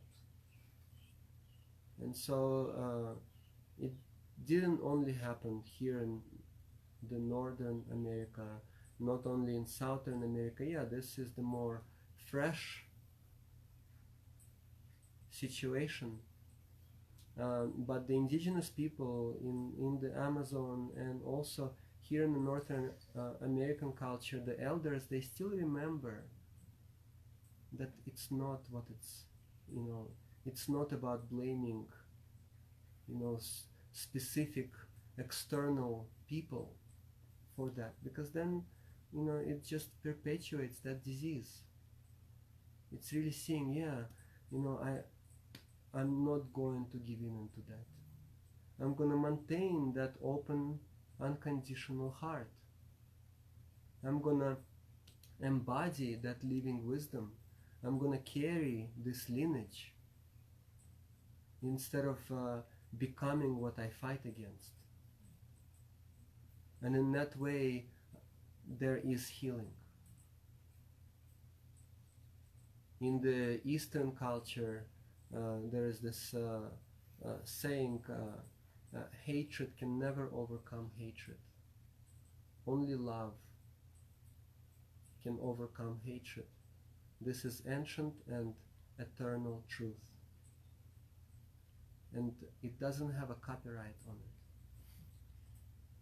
it. It is something that transcends the particular appearance of these traditions, which were the sacred vessels. What made this vessel sacred is this nature of unconditional heart. Without that nature of unconditional heart, no matter how elaborate and how exact those rituals are, and how they are kept, they are just meaningless. And so it's really that essence that is kept in the vessel. And these vessels, they were meant to be shared. And that's how these ancient traditions were. In the Amazon, especially in the Andes, the indigenous people, they do not base these traditions on the appearance. but on that willingness to fully be engaged with life, to recognize that reciprocity. It's the foundational pillar of these traditions. It's that essence that keeps them alive. And the only way that they get diluted is when this essence of unconditional heart, when that fearless love is taken out of them. And so this is how it's been shared with me both by the Native American elders that have been dear friends of mine, and the Amazonian, the Andean elders, the Witoto tribe, the Ashuar tribe, the Yagua tribe, the Shipibos, the Machigengas, the Wachiparis, the tribes that I've worked with and experienced their wisdom more directly, and also the Kero Nation. We have a few friends with them, and it's really something that is universal. It goes back to the essence of each human being that has come from the womb of the Great Mother. So that's a little something that I can share in that regard.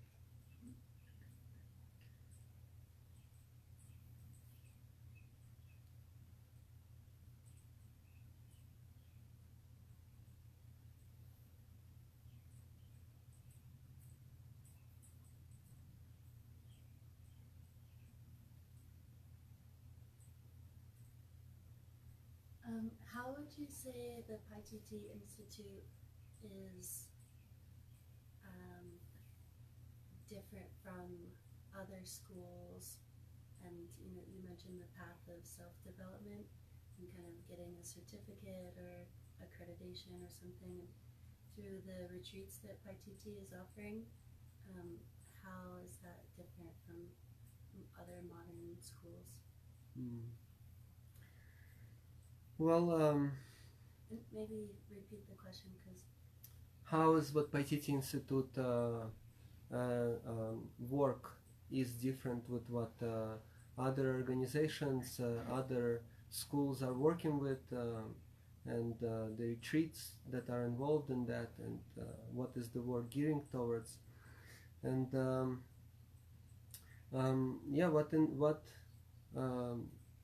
is meaningful to me in this work, and what I see the greatest benefit of this work is this continuous encouragement and reaffirmation of that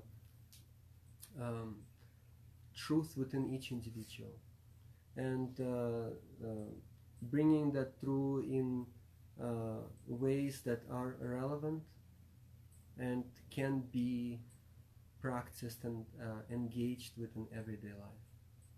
So especially on this tour, it's really been very inspiring to see people reach out to us who we've known for years, and sharing how the seeds that have been planted in them through the retreats are continuing to sprout to this very day, and how this meaning continues to unfold and deepen, and this is what these traditions were meant to be. That it's not something that we're just going to do all kinds of different new and entertaining and exotic things just to keep the ego entertained, but yeah, there is a certain repetition that is involved, and I found that the real traditions they do involve the repetition of a certain meaning that continues to deepen, that there are deeper and deeper layers to that. And so yeah, there are certain creation stories, there are certain cosmologies that are brought forth as a context, as the stage for the evolution of consciousness to take place. And then there is a reaffirmation of that just keeps deepening in my own experience as well. It's just it has been a boundless depth to the wisdom of this mystery initiation schools, where what initially seems just some kind of a fairy tale just starts to have a very, very profound and deep meaning. And there is a continuous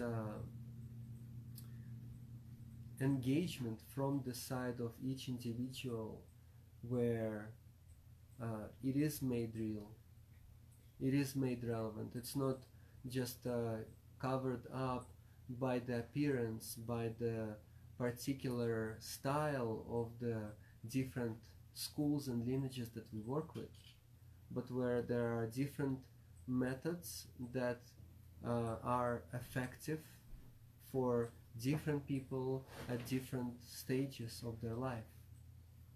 And it's not something that is generic, where it's kind of like one size fits all, but each individual is able to find a particular facet that is relevant to them at that point of their inner experience, of their process, of the challenges that they're facing, or the degree to which they're willing to face them.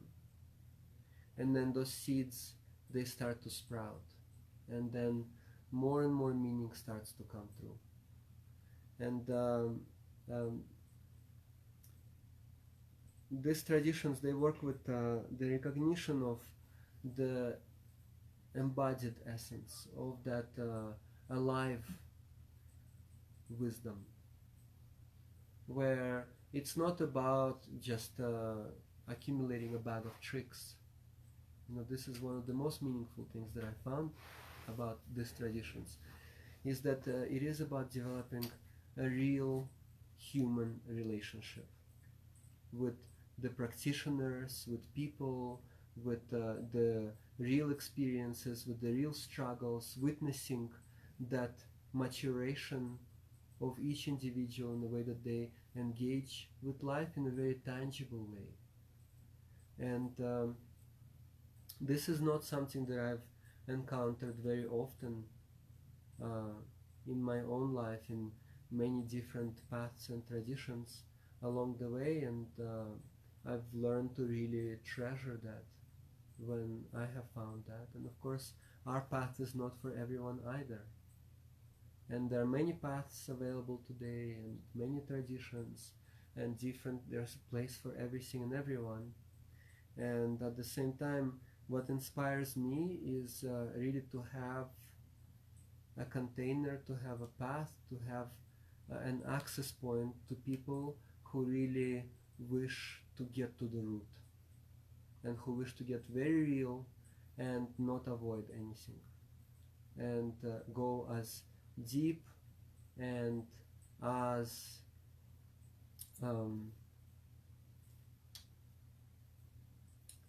I guess far is a good word, as they are ready and capable of, without limitation.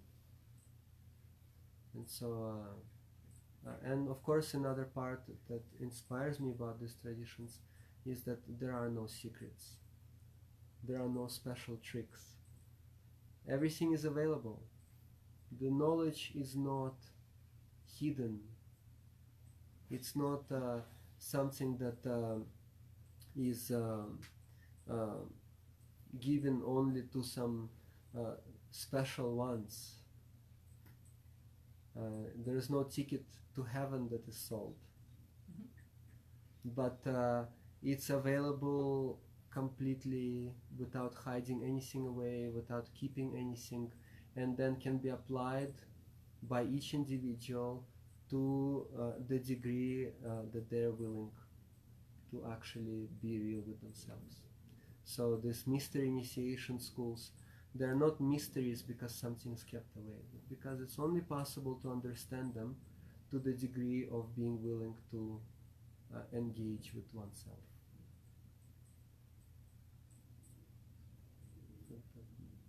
In short.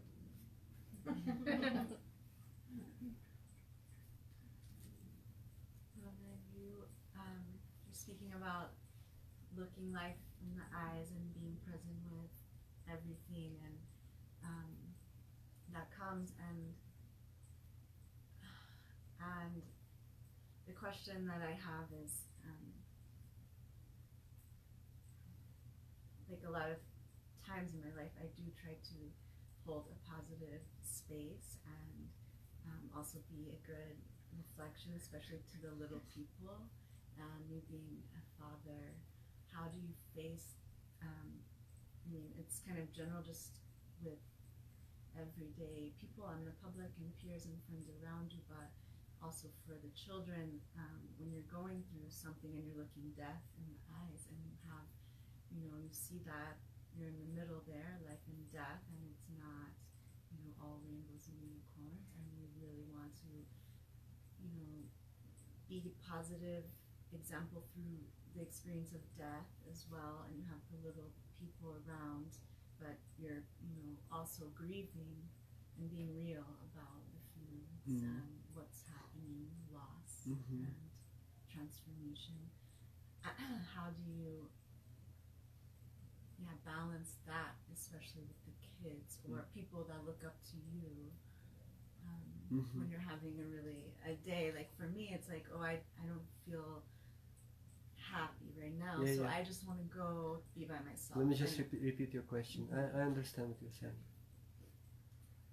So the question is, going through life and facing the challenges and the difficulties, and it's not always being rainbows and unicorns, and facing all kinds of hardships, and at the same time having little people around, the children, and my own child, you know, definitely is a great teacher, you know, he's a great example for me.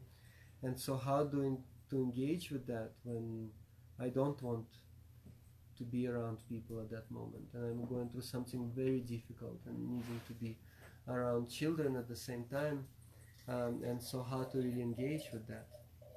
And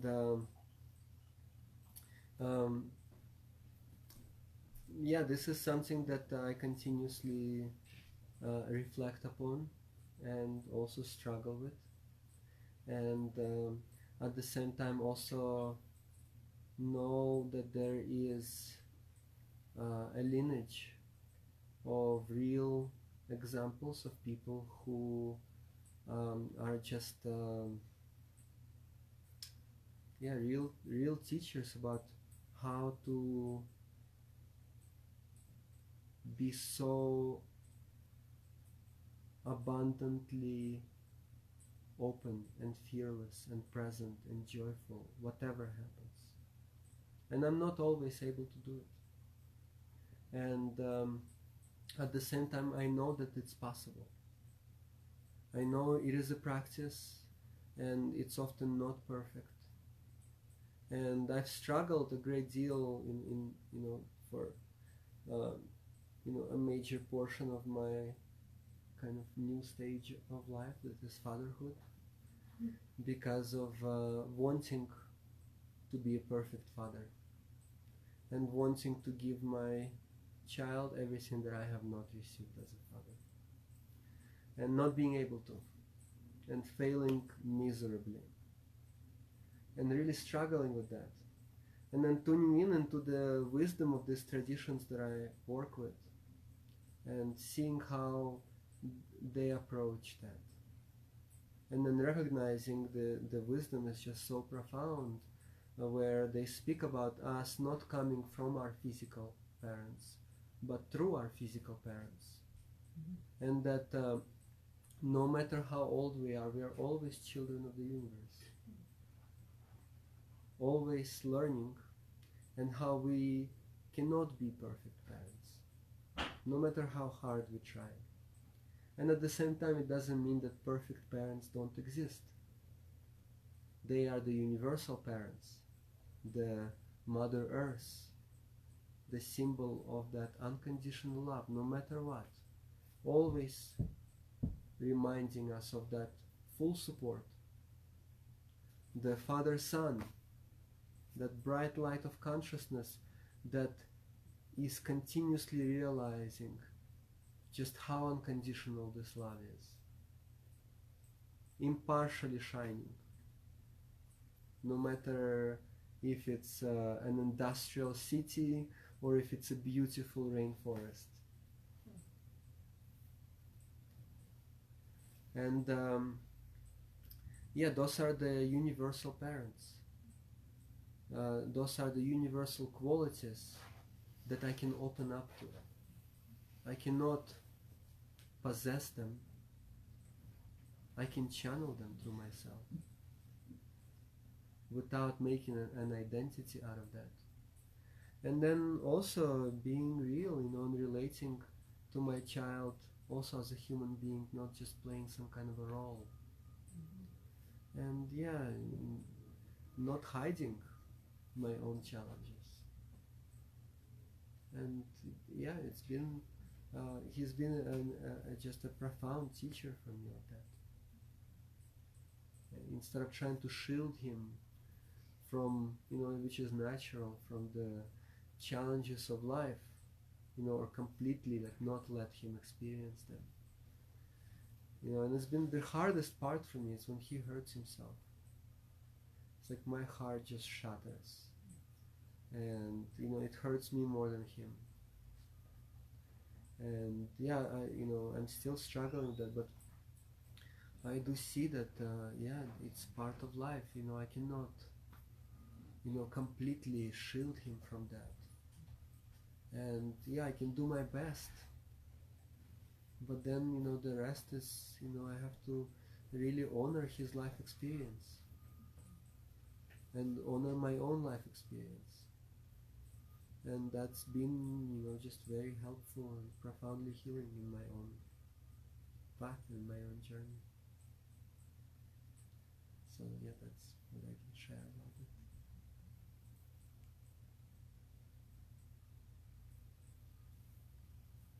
Nature is calling me.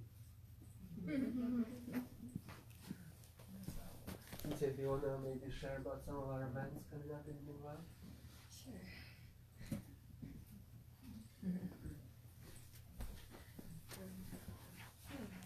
Hello. My son is kind of half asleep, so I might have to pop up at any moment. But yeah, well, Roman's going to the bathroom. Can share. Tomorrow we have a breathwork in Denver, and it's going to be from 6 to 10, not far from here. There's still a few spots available, right, Emily? Yeah, a few spots left. And then it's not super close to Denver, but for people watching on Facebook, we have 2 more retreats in the tour. One is in Ann Arbor, Michigan. So not this weekend, but the following weekend, it's going to be a primordial breathwork immersion retreat. And then we have another retreat in Catskills, New York. I think it's the first weekend in June. And that's going to be a form and formless retreat. And both retreats we work a lot with the primordial breathwork practice, but the form and formless we'll also go into the dream work. Just like a Jungian shamanic dream work. And then yeah, also all along the way we have breathworks and talks in Chicago, in Ann Arbor, in New York, and a couple places in Massachusetts. So yeah. Can you talk about that dream work a little bit, because I feel like that's something kind of new that you guys are doing, and I don't know much about what that. Karen was asking me to talk about the dream work a little bit. So it's not really anything new, but it's something that we weren't knew that we were offering, but we haven't been doing it in the States as much until recently. It's a practice that we do in our transformation retreats. Roman's definitely can talk a lot more about it, and so maybe when he comes back, he can share a bit of his thoughts. So we actually did a Facebook Live of a DreamWork intro to DreamWork talk we did a couple weekends ago. So if anybody's interested, that's a great way to connect to it. But it's really working with the dreaming language, and the archetypal language that comes through his dreams that can really map a blueprint of the transformation process. And it's been one of the most powerful processes that we've been working with in our. Initially, we just worked with it in our Peru retreats, and now we bring it into the Forum Formos when we travel, and it's a powerful transformation tool because there's no way around the messages because it's your own subconscious telling you directly, and so there's really no hiding, and so it's very profound in that way. Maybe you can speak to that a little bit more, Roman. Karen was asking to share a bit about the dream work practices that we work with. And, yeah, and she was thinking that she hadn't heard about it not so much. Okay, the dream work practices. I mentioned a little bit in this talk about this dream of separation, and the essential roles that each one of us can actually play in this dream of separation to awaken to the reality of interconnectedness, and to see all my relations in terms of these different sparks and the different qualities and the essence that this greater whole, the great spirit is communicating through to each one of us, recognizing each other. I know you, I know you. And knowing that deep longing for awakening, no matter how deep asleep we are. And this language is a very profound path of these traditions, right? It's part of this remembrance. It's about really being open enough to my own experience, where I can start recognizing myself in others and others in myself. So recently, just about a week ago, we did another, actually our first Facebook Live event. I mentioned that one. Huh? I mentioned that. Cynthia mentioned that was more specifically geared towards understanding that dream language. But this dream language, it's the language of being. It's the language of the heart. It's the language of interconnectedness, the language of relating. It's this language of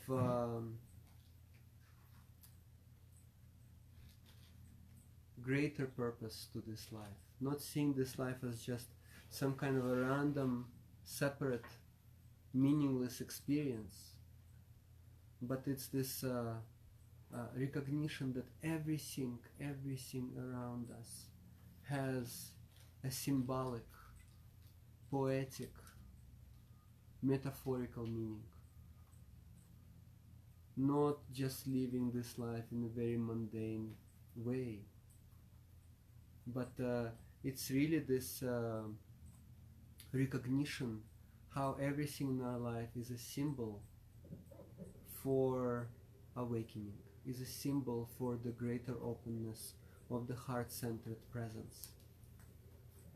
Recognize how this is a hero's journey that each one of us is on. Whether we know it or not, we all long for happiness. No one wants to suffer. And happiness is not possible unless shared. And so the recognition of every circumstance, every situation, every occasion in life as the background, as the container, as the opportunity for this hero's journey to come forth, to manifest, to be recognized. Some of the most mundane things, even boredom can be that dragon to be slayed, recognized in the dream language. Even the lack of inspiration can be that motivational factor to awaken. So everything is part of that communication. One thing that can be trusted in this life is that there will always be something to learn. The learning about the tender awakened heart. It's this journey to return to the wisdom of well-being. So that's just what I can say in short. But we had this. Actually, it was quite nice. Came through. Many people resonated and found that talk relevant from about a week ago about the dream language. A bit lengthy, but I find it worthwhile.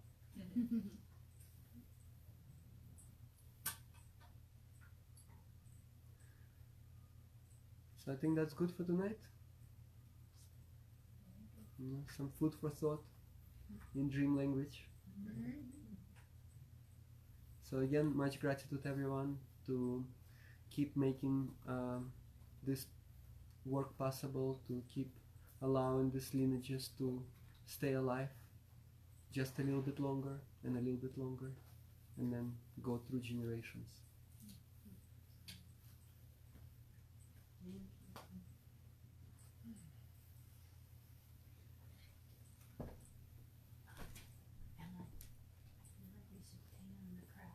Sure. Yeah. Say hello, everyone.